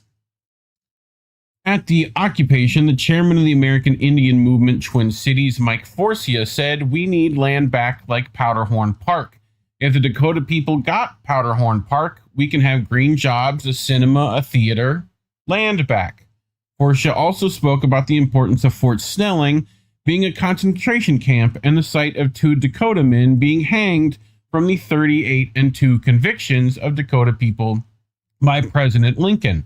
The significance of Fort Snelling is that it was a concentration camp. No one should be held at Whipple at all. They're Americans. They should never be in there. Never again. That's why the site needs to be turned over to the Dakota people. All the stuff going on with ICE right now has to do with the land and resources. They decide who comes. They decide who leaves, which, I mean, this is kind of why I brought this, as far as, like, you know, you hear a lot of activists talking about ICE and how no one's illegal on stolen land. Well, are you going to support things like this? Like, probably not. I don't hear Billie Eilish showing up to this. I'd love to see Billie Eilish showing up to this and give this some support, but, you know, feel free to let her know. Feel free to go tell her and get her down there.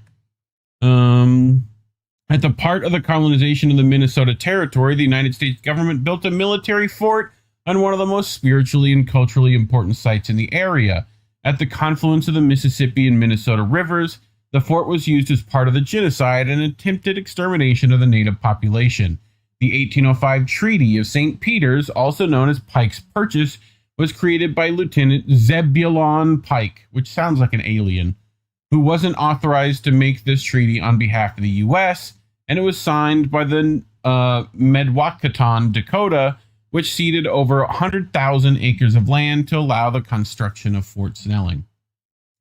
Back in 1862, as masses of Native Americans were imprisoned in Fort Snelling, a military commission held trials for 498 Dakota men who were suspected of raiding settler towns. 38 men were convicted and sentenced to public execution by mass execution ordered by President Abraham Lincoln is the largest mass execution in U.S. history. 2 more Dakota leaders, Medicine Bottle and Shakopee, were captured and hanged at Fort Snelling on November 11th, 1865. If it weren't for the efforts of Bishop Henry Whipple, all 498 men have been hanged. See video below for more. You ready to listen to this video?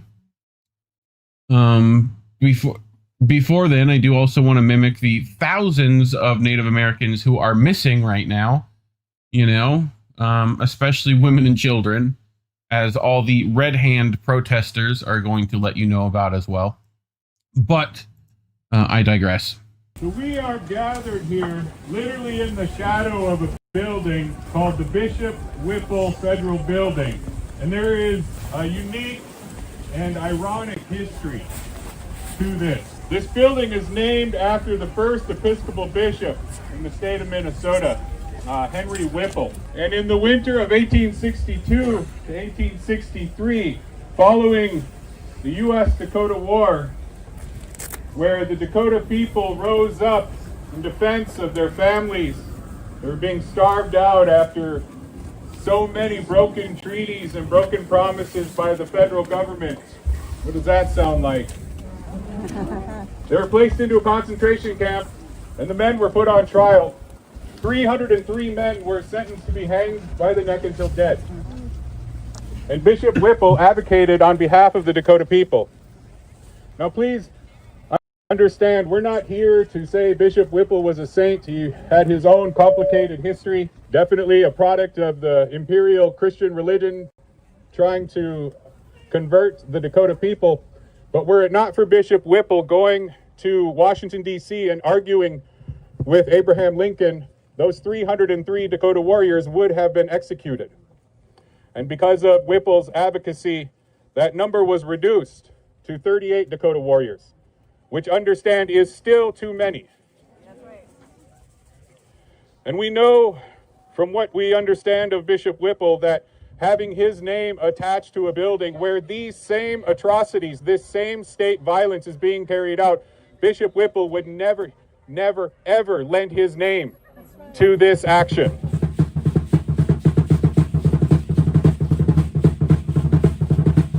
People say, what's up with Minneapolis? How is Minneapolis a place where all of this resistance is happening?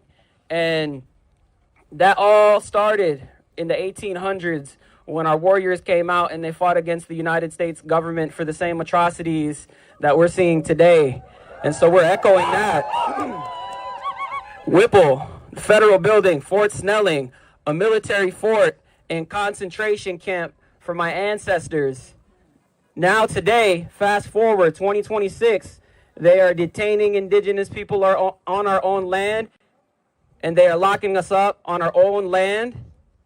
This is not only about immigration, this is about carrying on this whole legacy of settler colonial violence to remain in control and in power. The trauma of being told that Indigenous people and our immigrant relatives were being detained at the same location, not the same building, but that building doesn't matter. The land remembers. The spirits are still here of our ancestors. And we're going to be here for them. We're going to welcome them home, and we're going to fight for them.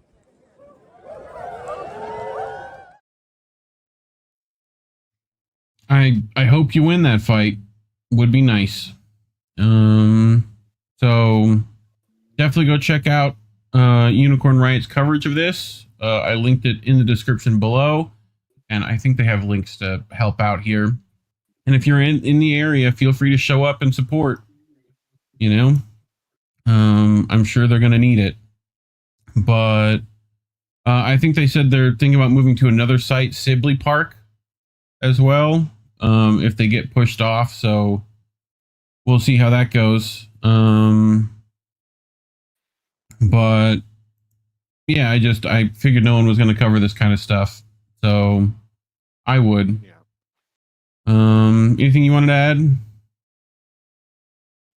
Cool. Well, talking about these things is why YouTube at one point demonetized and shadow banned us. It has now decided to remonetize us, but they take 30%. So if you don't want that to happen, you can go to co-v.com/IndieNewsNetwork or scan that QR code on your screen. And we appreciate all the dollars you give to us in that regard. But if you're one of the poors like ourselves, you can just like and subscribe, hit the share button, and leave a comment. Let me know what you think. Otherwise, thanks for watching. Okay, bro, that's our show. We did it. Yay. So, dope. Indy, if you're in the chat, feel free to tell people what's coming up. I don't know if you got something on the Thursdays coming up, but you're welcome to let people know. I plan on doing Boat Sunday again. So now that it's not a 3-day weekend and Indy doesn't have to deal with kids staying up till 1 a.m. or whatever, you know. I keep trying to tell him about space camp, but he won't listen. He won't listen. Send those kids to space. You know, let them come back and for a while. You can send them on a vacation, you know. But anything else you remember coming up other than next week's show? I think that's about it, right? Indie show on Tuesday. Go check that out. But as always, go follow us on the Twitters at Get Any News and on the Substacks. You can get updates that way. Also, I think there's a weekly thing at IndieNewsNow.com now. If you click the little, tabs and find it in there. I think Indie's working on that kind of thing, but we're trying to get notifications to you people, even though every system makes that very difficult. But anything else you want to tell people before we head out of here? Like, subscribe, share our content, comment, all the things. We love you. Thank you for doing so. Thank you for your support. And yeah, hope to grow a lot bigger now that things are things are starting to look up for us more so now. So dope. Yeah, thank you guys. Well, as always, fam, labels are bad. Stay independent. Good night, fam. Good week, everyone.